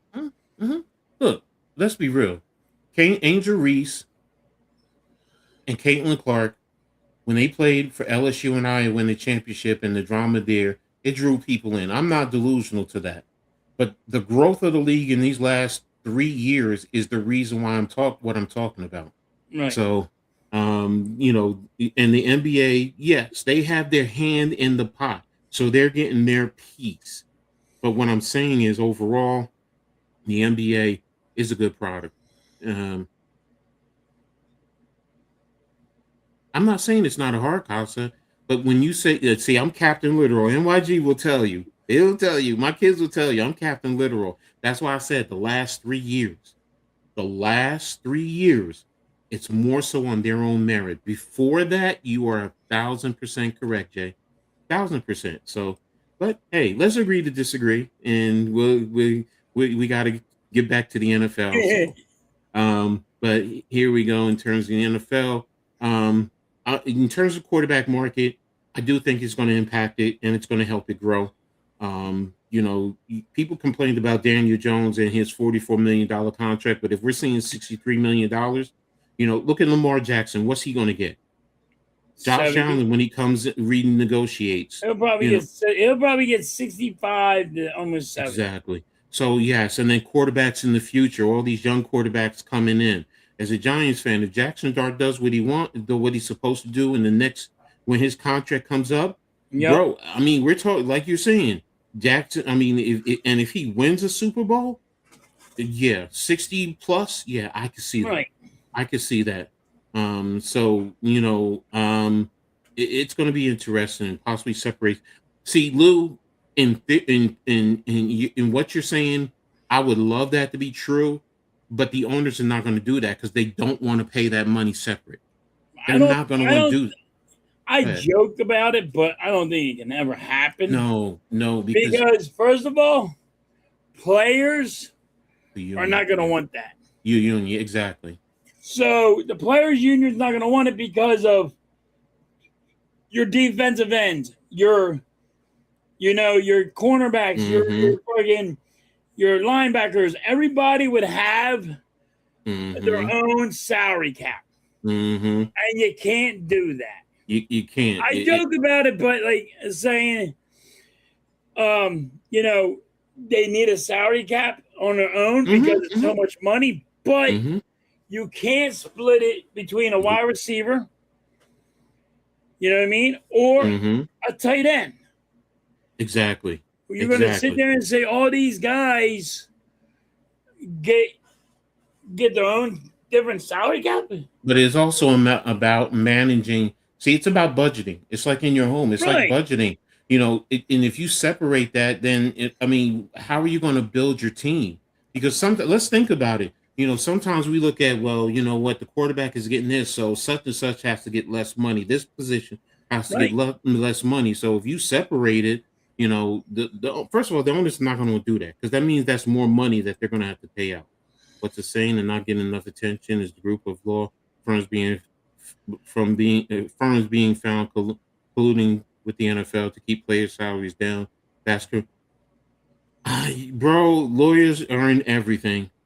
I don't even get into the law because, first of all, I'm not smart enough to really fully dissect it. I have a low level of understanding, but man, I agree. Lawyers have their hands in every business. Oh, lawyers got corporate their hands law and everything. Woo, you know, with all these firms, all these different financial firms. So that's why TV still became possibility. WNA didn't do it on their own. Like that's not what I'm saying, Jay. But let's agree to disagree and move on.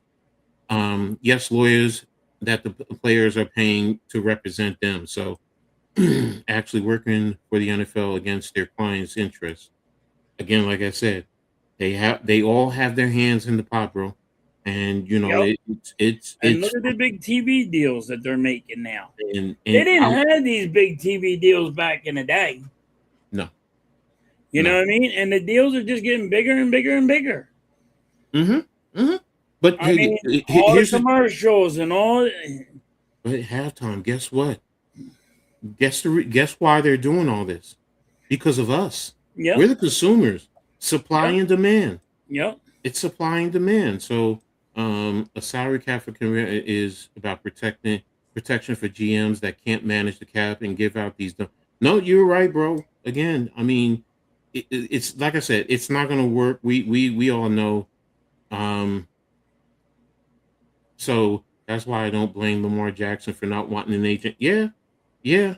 So if that's what you took from what I'm saying, I apologize. So again, Jay, let's close this door. Let's move on because we're talking about the NFL. I appreciate you do a great job challenging and giving some great points. So if that's what you took, all I can say is I apologize because that was not my intent to say they didn't need, keyword that you're putting out, didn't need Silver. All right. But I am saying that if you take a look, the commissioner of the WNBA is the one that sat down and negotiated this contract. Did she talk to Silver? Yeah. Why wouldn't you? Why wouldn't you also talk to the commissioner of the Major League Baseball, of hockey, of the NFL to get different perspectives? But what I'm saying, it was Silver in there negotiating? No, he wasn't. Sorry, he wasn't. So move on because you want to move the goalposts. Makes sense. No, I'm not trying to move the goalposts. I'm trying to move my show along. So, but next point, next topic is where is Patrick Mahomes in the all-time rankings? You and Mitch were talking about that earlier. So, and he said, I said he was like ranked top 5. I said I ranked him around 4, 4 or 5, right? But there's because of back in the day and like how football is now than back in the day. Back in the day, they normally ran the ball. They didn't really throw the ball as much. Now they're throwing the ball. So but I rank him right now around 4 or 5 in the ranking of all time. Mm-hmm. But there is, I mean, you can go if you want to go how far back you want to go. I mean, it's unreal. Argument. You know what I That's mean? so that's why Because that's the tricky part to me. here's my thing though. When you talk about this in terms of all-time rankings, okay? Um, what's the criteria also? That's Because right. That's what I mean. I get it as fans. We we get our emotions, myself included. And I was looking at it the as of right now. You know what I mean? Because he won back to back Super Bowls. mm-hmm, That's why I put him so high. mm-hmm. But I mean, let's be honest, Dan Marino, yeah, he ain't got one, but he's got to be up there. And it's also about the like you said, back in the days they ran the ball more. So would you put Barry Sanders higher? Would you put Emmitt Smith, Walter Payton, Yeah, Jim Brown? Let's go back to the 50s and the 60s. right. So it's like, and that's why I said to you guys, are you including the 20s and the 30s because of their era? Because at the time of their era, these players dominated, but what is the reason? What's the criteria? Because if we're looking at championships, is it about championships or is it just, did how they dominated their era? So, like I said, I would put him in the top 25, definitely. Maybe you want to say 20-ish. It's like I could sit here and, and if I I really was sat only there, looking at quarterbacks. I'm not going see, by running backs and all. But if you're putting running backs and everybody in there, yeah, then he goes down. and Way that down. Then I can see like why you're saying 25. But if you're going, I was just thinking quarterbacks. okay, if we talk quarterbacks, okay. Again, I'm going to ask what's the criteria because here's one quarterback that most people don't put into the equation a lot of time. Terry Bradshaw. Right. Terry Bradshaw won 4 Super Bowls. He's undefeated. He's won MVP championship. So it's like okay, why do we not include him in the top quarterbacks of all time?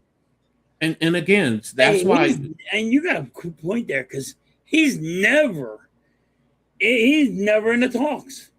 no. He is never in the talks. But see, so is it that everybody's looking at stats? That's why I say, what's the criteria?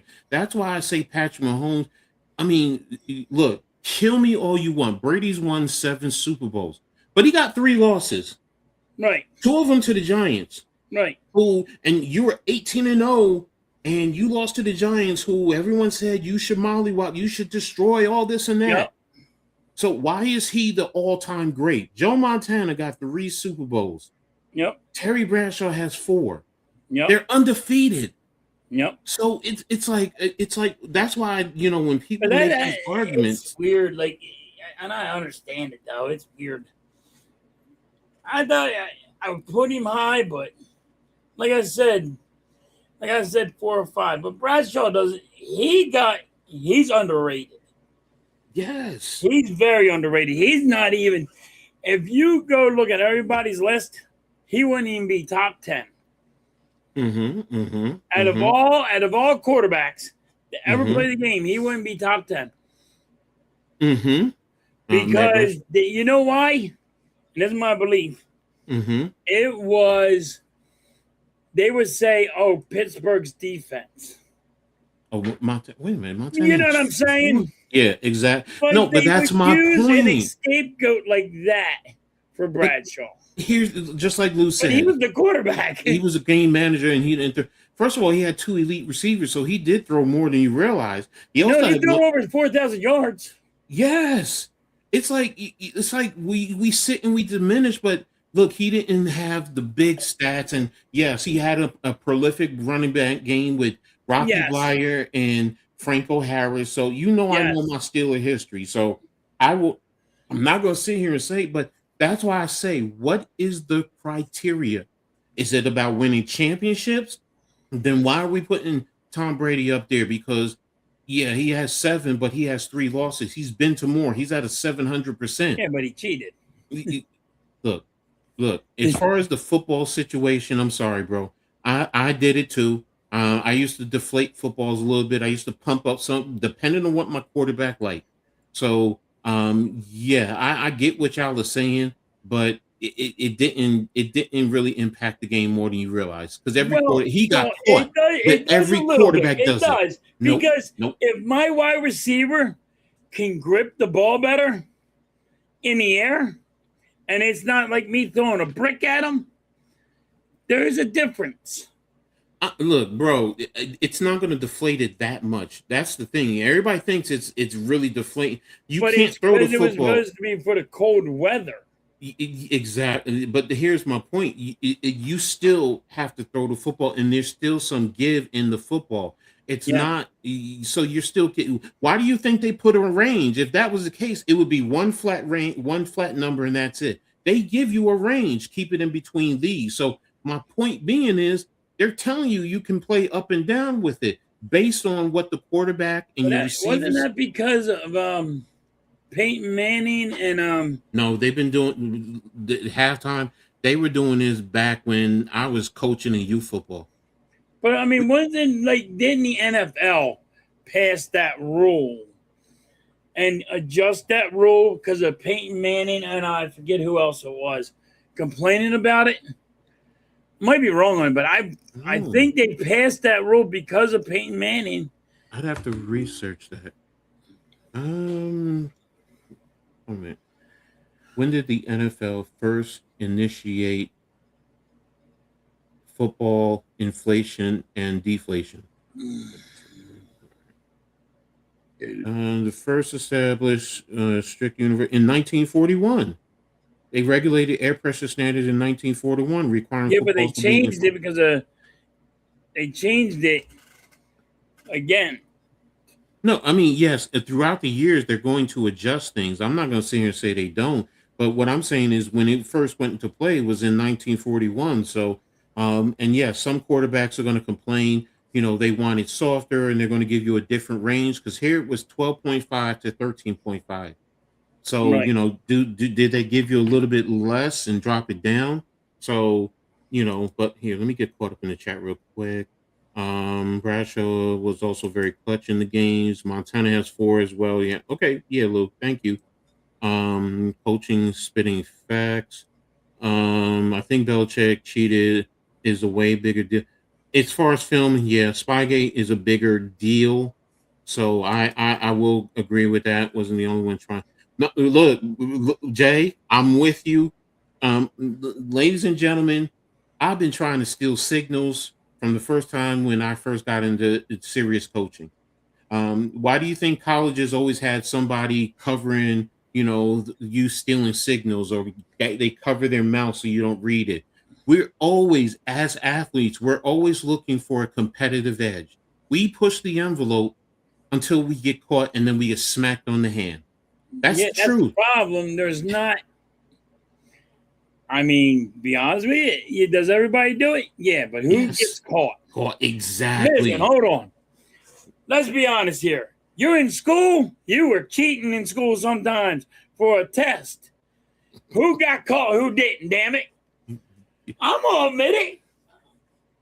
Lou, I'm admitting yes. now. I admit that I ain't in school Yeah, no we more. all.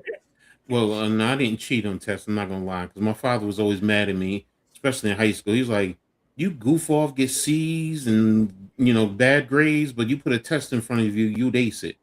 And I'm like, "Yeah, advanced, but." Yeah, coach. I aced the class. I aced the test.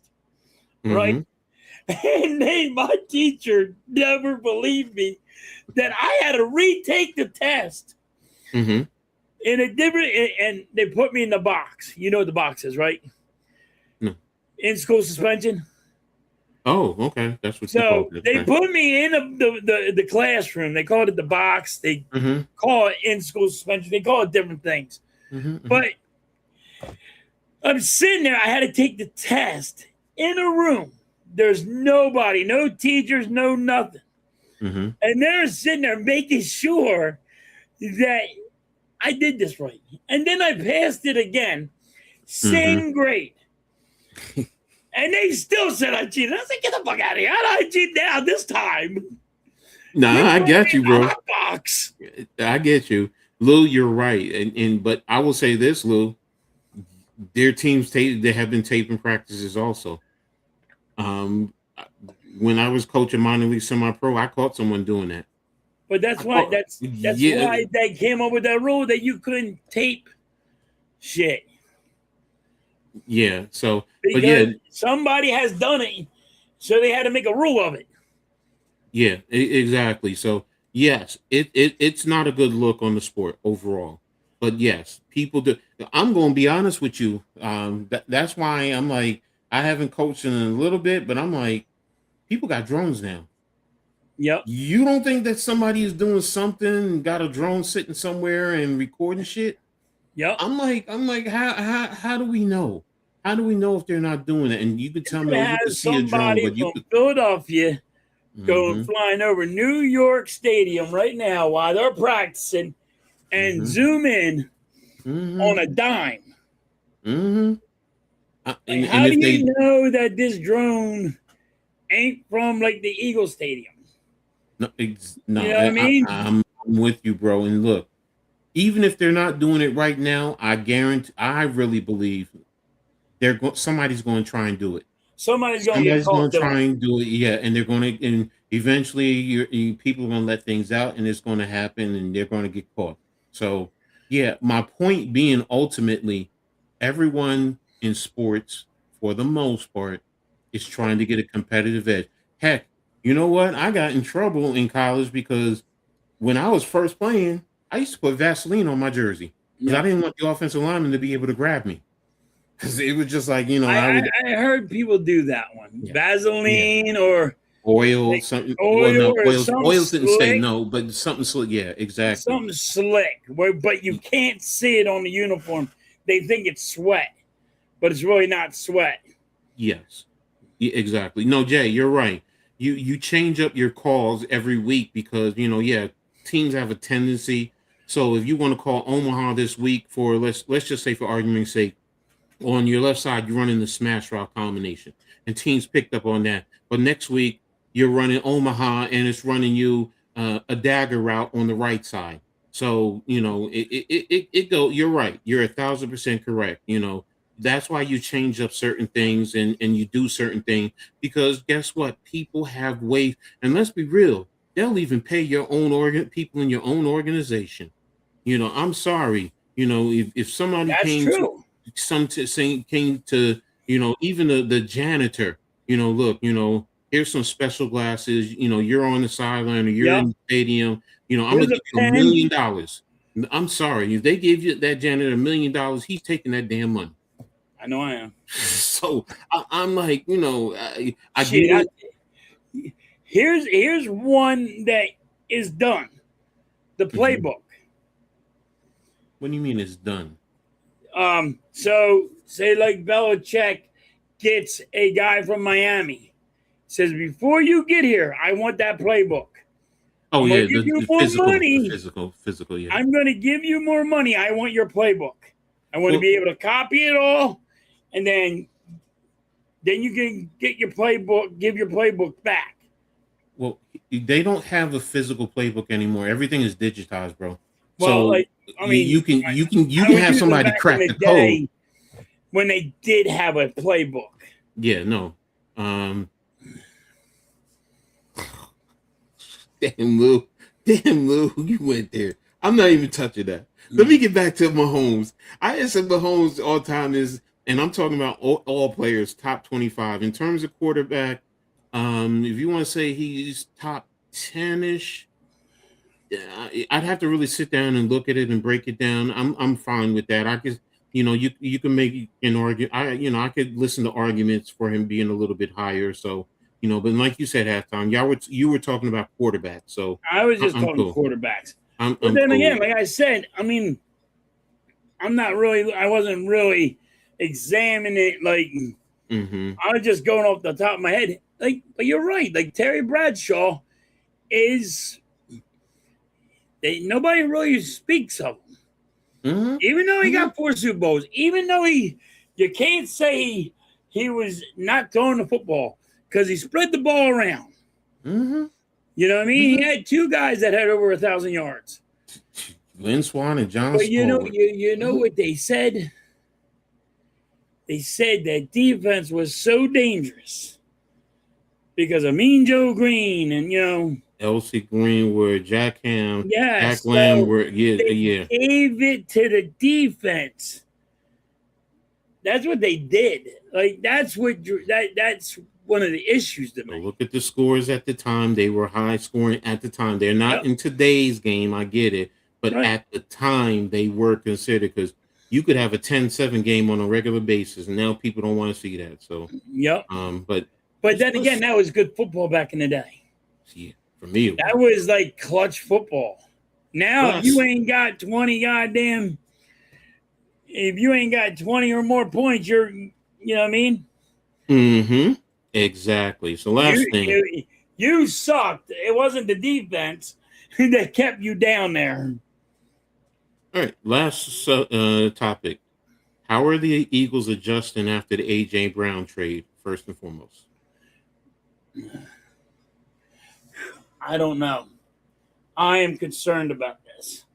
Mm-hmm. And people are not getting it. I don't understand. We got a bunch of slot receivers. Mm-hmm. You know what I mean? Hollywood Brown, slot receiver. Mm-hmm. The guy the young kid Lemon that we just have, slot receiver. Mm-hmm. Yeah, is he physical? Yeah, but he's a slot receiver. He's 5'10". Mm-hmm.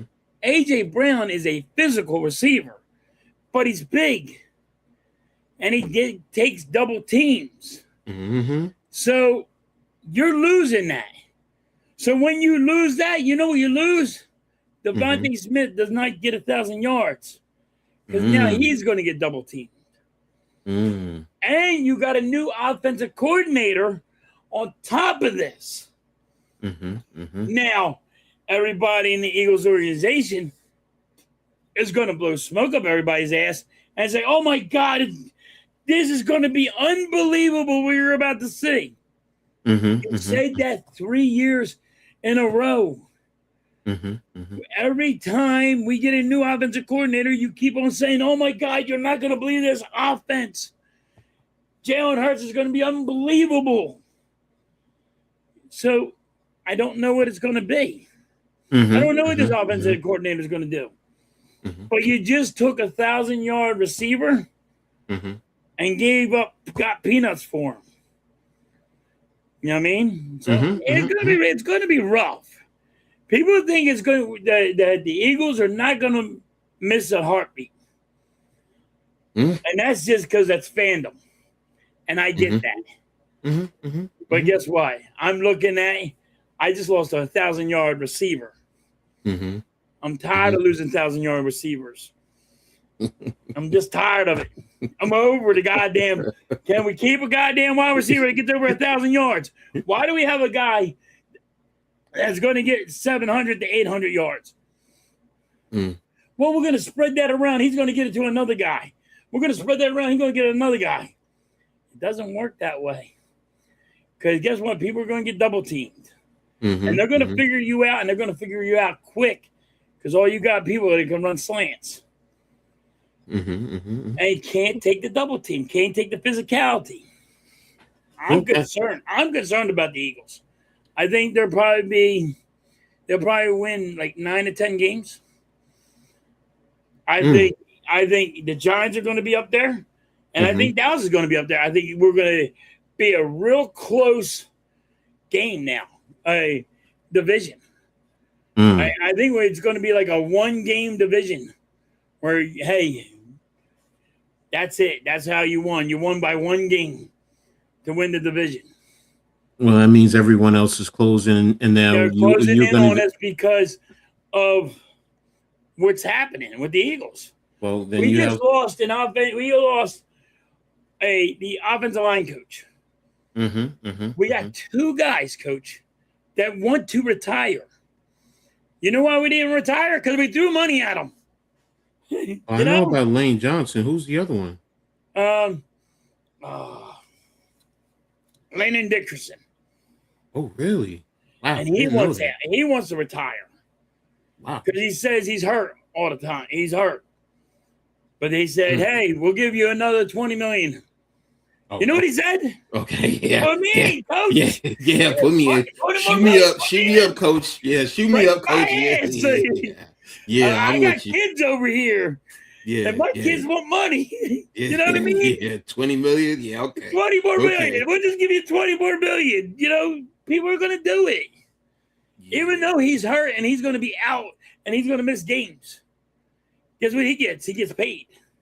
No, you're right. You're right. But Man, I'm struggling to try to figure out what this team is going to be. well, it's going to be interesting. Because you just lost a receiver, a 1,000-yard receiver. They don't come a dime a dozen. Mm-hmm. Mm-hmm. And what you did was, I think you hurt Devontae Smith. Mm-hmm. Mm-hmm. But who knows? Mm-hmm. Well, I mean, yeah, that's going to be interesting. It's going to, definitely, the whole division is going to be keeping an eye on that to see how you can attack, the Eagles, especially at the receiver core. So now, thoughts on Jalen Hurts and his comment about Brown, and what he brought to the table. And he said nothing can be taken away. And his comments, he said, you come into it and have a sense of pride in how it began and definitely what we're able to accomplish. Nothing can be taken, nothing can take that away. For the great things that we did, now it's time to focus on achieving great things with this iteration of the team. So what are your thoughts on him making these comments right here? I think he understood that A.J. Brown was more of the guy that, you know what I mean? Mm-hmm, mm-hmm, But mm-hmm. I don't know if Jalen Hurts. I don't think they'll trade Jalen Hurts, but No. It's not trading. It's him talking about Brown's trade. oh, Yeah, that's why he was talking about, you can't I take think anything. he understood, like, hey, maybe I fucked up and I didn't handle the situation right. Mm-hmm, You know what I mean? mm-hmm, mm-hmm. Of, hey, I lost a friend out of this. I don't Mm. know where the bad blood became. Maybe that's what he's trying to say, because you got to try to read between the lines here. Mm-hmm, And mm-hmm, to me mm-hmm. is, I think he knows he lost a friend.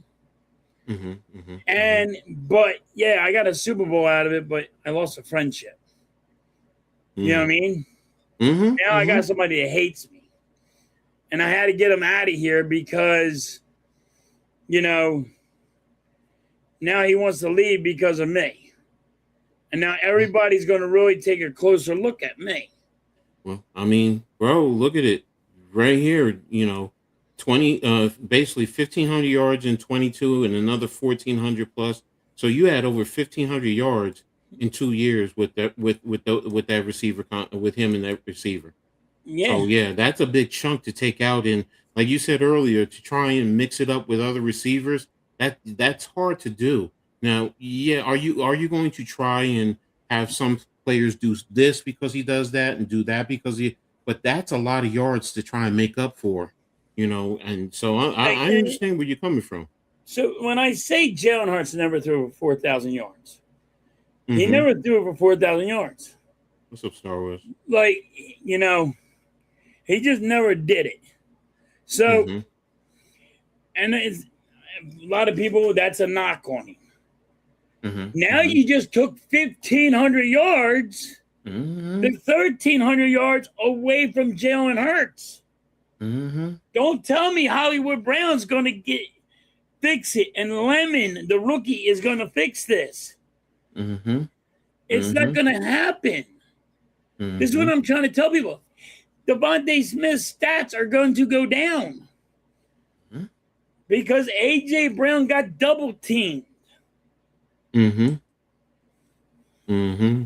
First needs to look at himself in the mirror and work on things, or the Eagles will become another Alabama issue before he was forced to. Ooh, that's a good argument, Jay. Jay. That's a very good argument there. Yeah. Yeah. So but this is what's going to happen with Jalen Hurts, he's going to be what? Down to, is he going to have, he's got to get over 3,000 yards, but I mean, maybe he won't. This is going to hurt his stats. Well, let me. I'm playing. I'm going to play devil's advocate because you said he's going to get over 3,000 yards, but he got over 3,000 yards with AJ Brown, right? He got over 3,000 yards with AJ Brown. Yeah. So does that mean? Doesn't that argument say he might make under 3,000 yards? He could. And wouldn't you got Hollywood Brown. If say like Hollywood Brown gets you 500, Lemon gets you about 800. Okay. You know what I mean? Like, and that's what they're doing. This is the stats that they're trying to figure out. They're going to get all these guys, and they're going to say, "I got all these slot guys, and we're going to shorten the field. We're not taking it long. We're going to shorten it." That's my theory. I mean, you're the coach. You're a coach. Wouldn't you say, since we got a bunch of slot guys, that they're trying to shorten the field? See, here's the thing. All right, like I know you say they're all slot guys. Where I counter, where I don't think they're all slot guys per se. Devontae Smith has played on the outside. No, he's on the outside. So they're saying Lemon can play the outside. Yeah, he can play the outside. He can play the side. I watched him at USC, so he can do that. So all right. So say they're your two outside guys. Yes. But you got Hollywood Brown, and you know you got a couple of guys. You know what I mean?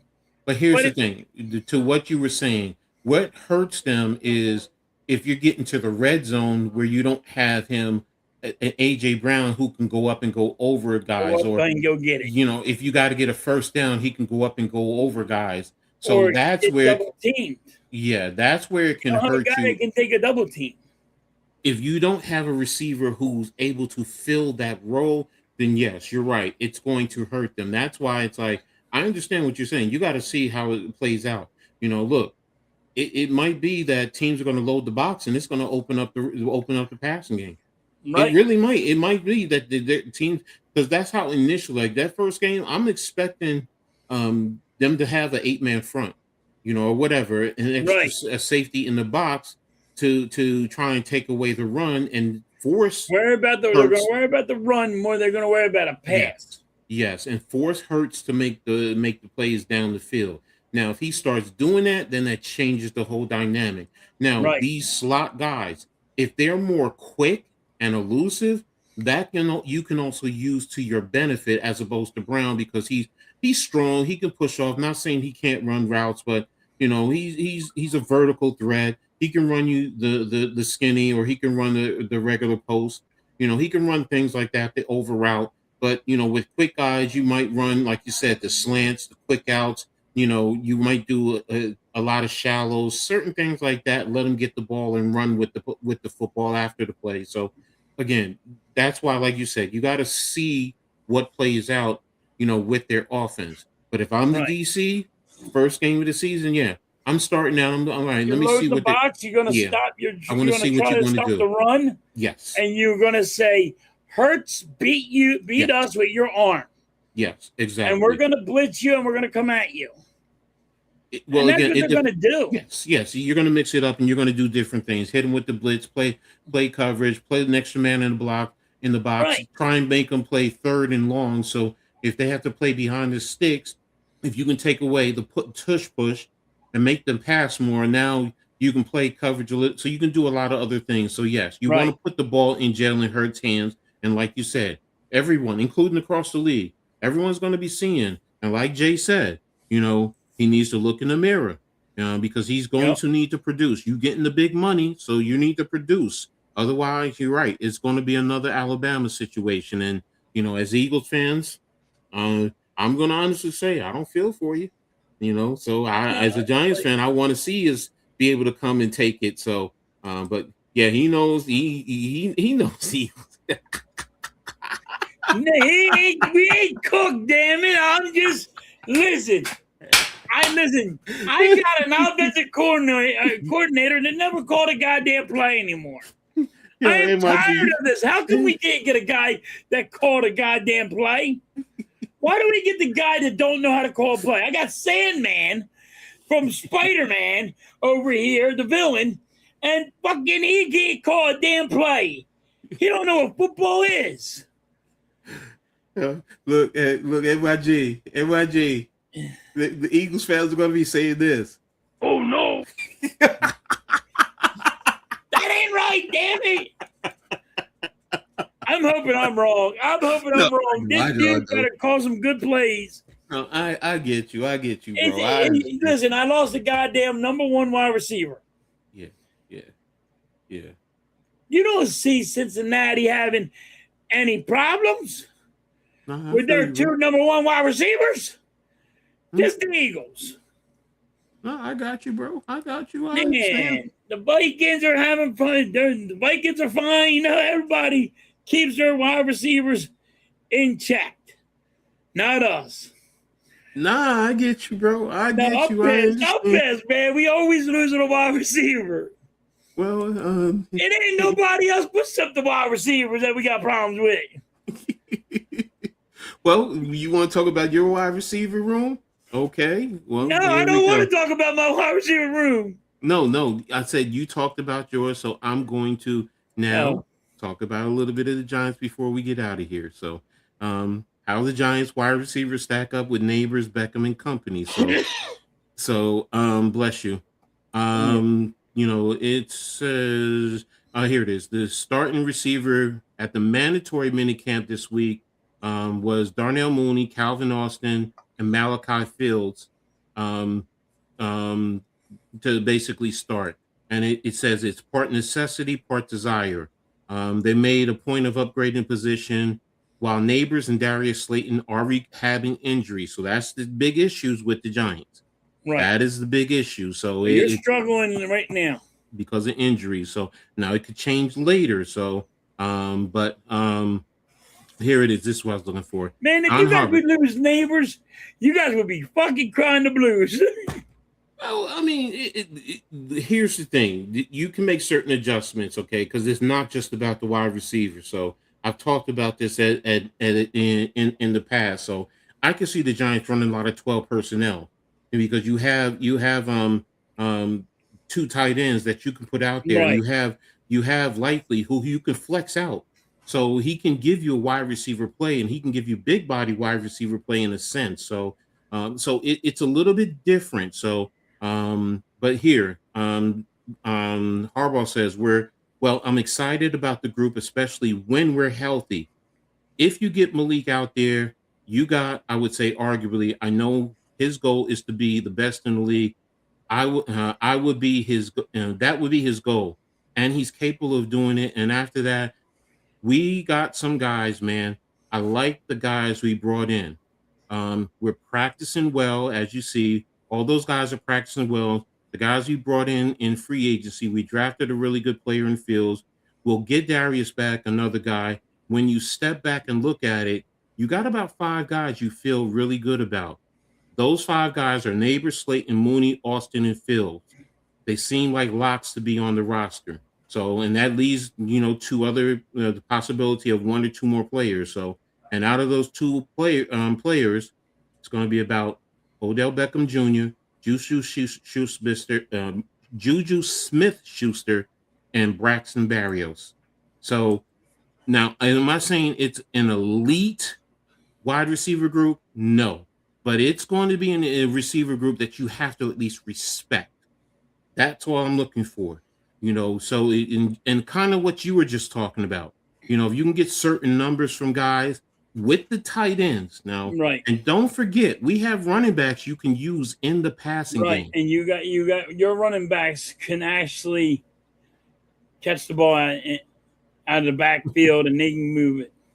Starwood says us Eagles fans are cooked. Halftime, my dad said the Eagles' worst loss was the Super Bowl against the Chiefs. Okay. Why? Why would you could have said the last one with the Raiders too. Oh, way back, yeah. Way back when the Eagles had to go against 1981. Yeah, Jim Plunkett and all of them. Yep. You could have said the Eagles lost the Super Bowl against the Raiders was the worst one. I mean, Exactly. Fogbo pissed me off because after I seen the 49ers and the Ravens had a timeout because they had light issues, how come you didn't do that because of the fog? Yeah, I get you, bro. I get I mean, you. yeah, the Eagles with the Raiders Super Bowl would probably be one of the worst. Well, I mean, yeah, we could all talk about a bad Super Bowl for our team. I know the Giants Yeah, can, so and but it's just, okay, what did you say? but yeah, you can always just pick it with worst Super Bowl you Yeah, had lost to, yeah. but New England. Well, the Giants only have one, so I'll leave it at All right. that. But yeah, looking at the Giants wide receiver group, and again, we have a new coaching staff, we have a new philosophy. It's not the Giants of last year. We don't Right. have the bum as the head coach, so we have a true adult who's leading this organization. So I now, can't believe the Baltimore Ravens let him go. Get rid of him. well, Right, dumb. it was I think because that's the dumbest move. Well, because he didn't. He said he was bringing back whatchamacallit, who went to the Browns as head coach, and they didn't want that. So, and Lamar didn't want that. So Lamar won out. No, that's ultimate what it boiled down to. So, hey, you know what? Thank you. Another one man's trash. Into the jig. One man's trash. He's Hey, another. I'll go to the Giants. Yep, exactly. So I got young guys. exactly. So we have a bum as a coach. But talking about the Giants receivers room, okay. We have the ability to develop also. I mean, and look, some Giants fans will kill me for saying this, but I don't see a lot of pressure on this organization other than what we have put on ourselves. The expectation is low on the Giants. Right. Right now, they're expected to be fourth, and people are I've seen some people say, look, they might not win, they might win 4 or 5 games. Okay. Where I'm like, you know what? The low end for me, and that's bad, is 7 wins. Now if you told me 8 to 9, okay, I'm good. 10 would be an outstanding year. Right. So, but again, getting back to what I'm seeing with the Giants wide receiver room, they have the ability to have playmakers out there. And don't sleep on Malachi Fields. And don't take what you just saw only from Notre Dame. Go back and look at him in Virginia. You're going to see his ability. He's a 6'4" wide receiver, just like you're talking about AJ Brown, big body type of receiver. What hurt him was his 40 time. I don't need him to be like that. But you don't just need go a 40 time. You need a big body. Yes. And All that's you the point. you need him a red zone guy. You need him for a first down. And here's the other great thing about him. He's need a phenomenal him to be a physical guy. Yes. And he's a phenomenal run blocker as a wide receiver.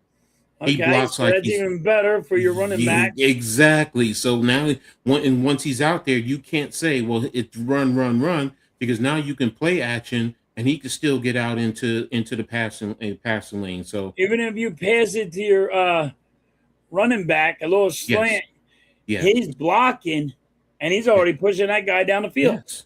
Same thing with your tight ends with Theo Johnson and Likely. You have 2 tight ends that you can use in the passing game. So it's like, it's not dire. Like if I'm a coach, I'm like, okay, I could use 12 personnel and I can still give you 11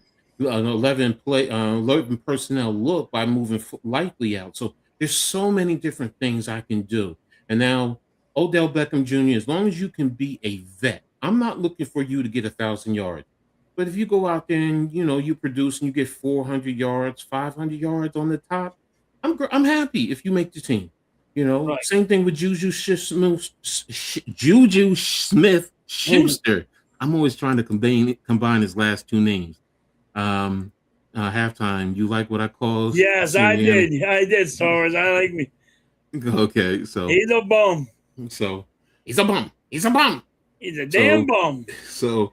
But again, that's what I'm looking for with the Giants and their receivers. So it's going to be interesting with both teams to see how the receivers. Right.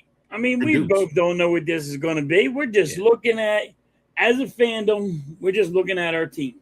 Exactly. So I mean, but, you guys should be excited because you got a good coach. Yes, and also got some good coaches to be right behind them. Yes, to handle their shit. You have Right, NYG. If the injury bug don't hurt you, you should be fine. Exactly. I'm excited for Fields too. I'm looking for him to develop and grow. And for people that were sleeping on him to say, "Oh, he's much better than we thought." So, but I again, do think it's going to be a one game race where mhm. whoever it wins the last game is going to probably be in first place. Jay, I like what you guys are doing with the Raiders. I have to be honest. Am I expecting you to win now? But I'm saying, am I expecting you guys to win immediately? As a fan, I know you would want to, but I'm saying to myself, I can see you winning in the next 2 to 3 years competing. It's a tough division. The AFC West is tough, so don't get me wrong. But I still think if you guys continue to build, you're going to have a good program over there, something that everyone is going to go back to respect and go back to the old school. I can't say it. I gotta say it. The Oakland Raiders. I have to go old school, bro. So, But yeah, but you're gonna struggle a little yeah, bit with the Raiders. no, I mean, you got this year, Denver, Kansas City. You know what I this mean? year, You're gonna this year. struggle a little bit with Yeah, that. this year. But what I'm saying is you're going to add more pieces and keep adding pieces. So in the next 2 to 3 years, the narrative could flip on the Raiders. So Right. I do like what they're building there. So respect to you guys. So, but I mean, the Raiders are doing better. yeah, They're getting a lot of yeah, guys in there. they're not the Cardinals. That hurts my Yeah, you're heart. not the Cardinals. Look at it positive. They're not the Cardinals. Yeah. You're So not gonna be as bad as you once uh, were. 3 other teams. There. Wait a minute. I'm not. I'm humble as a Raiders fan. 3 other teams are talented to get through. No, exactly. Right. But you want to add pieces as you go, and that's what I'm saying. You're building the right way. So, name the player who seemed to hit 300 every year, every single year without fail when you were growing up. I'm so close to saying Don Mattingly, but I'm like no, because he's my all-time favorite Yankee. Me, I'd have to look at it. Is it No, Dave Winfield didn't either with the Yankees. Mike Smith. You know, you guys would might. I could see you I saying think Mike Mike Smith. Smith I'd have to. scores for the Phillies. Let me see something real quick before we get out of here. Bring up Don Mattingly's stats with the New Could York be Pete Yankees. Rose.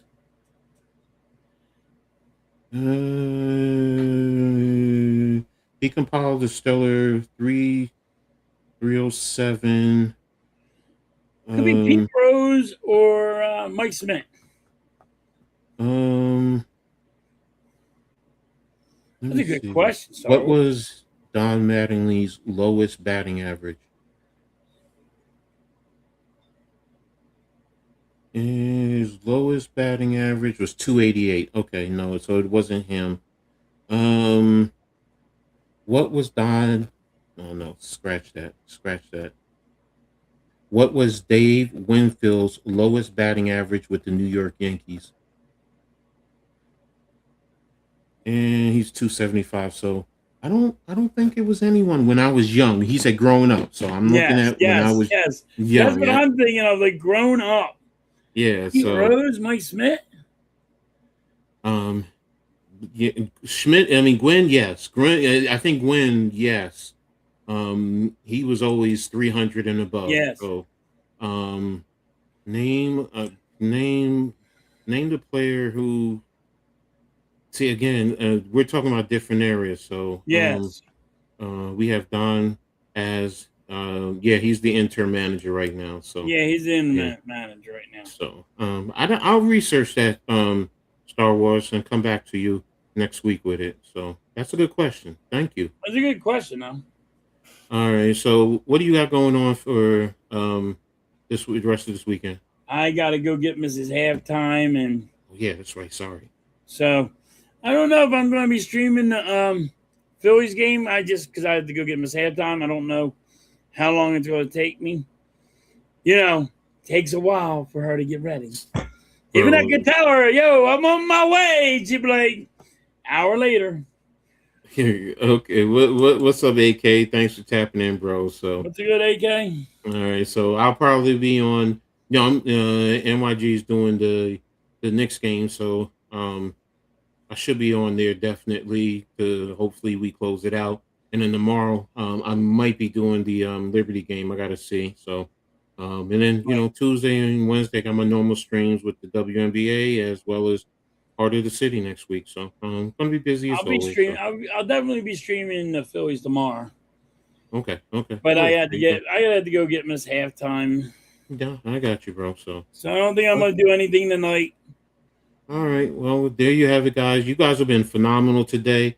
Every last one of you, all the comments, the debates, really loved it. So appreciate everybody. So appreciate everyone for being here, rocking with us. We've been here almost 3 hours. Wow. So yeah. But we're gonna get out of here, and we will catch you guys later. So what do you always say, halftime? Catch you guys on the rebound. Peace. Peace.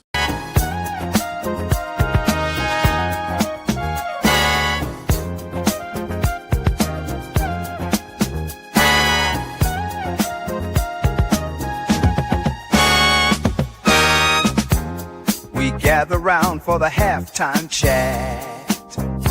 Old friends cracking jokes and talking stats. From life's little games to the greatest plays. Love and the stories from the old glory days. With Philly's heart and coach's cheer, we break it down every moment, dear. Life is a team and we've got the plan. Sports, love, and laughter, that's who we am.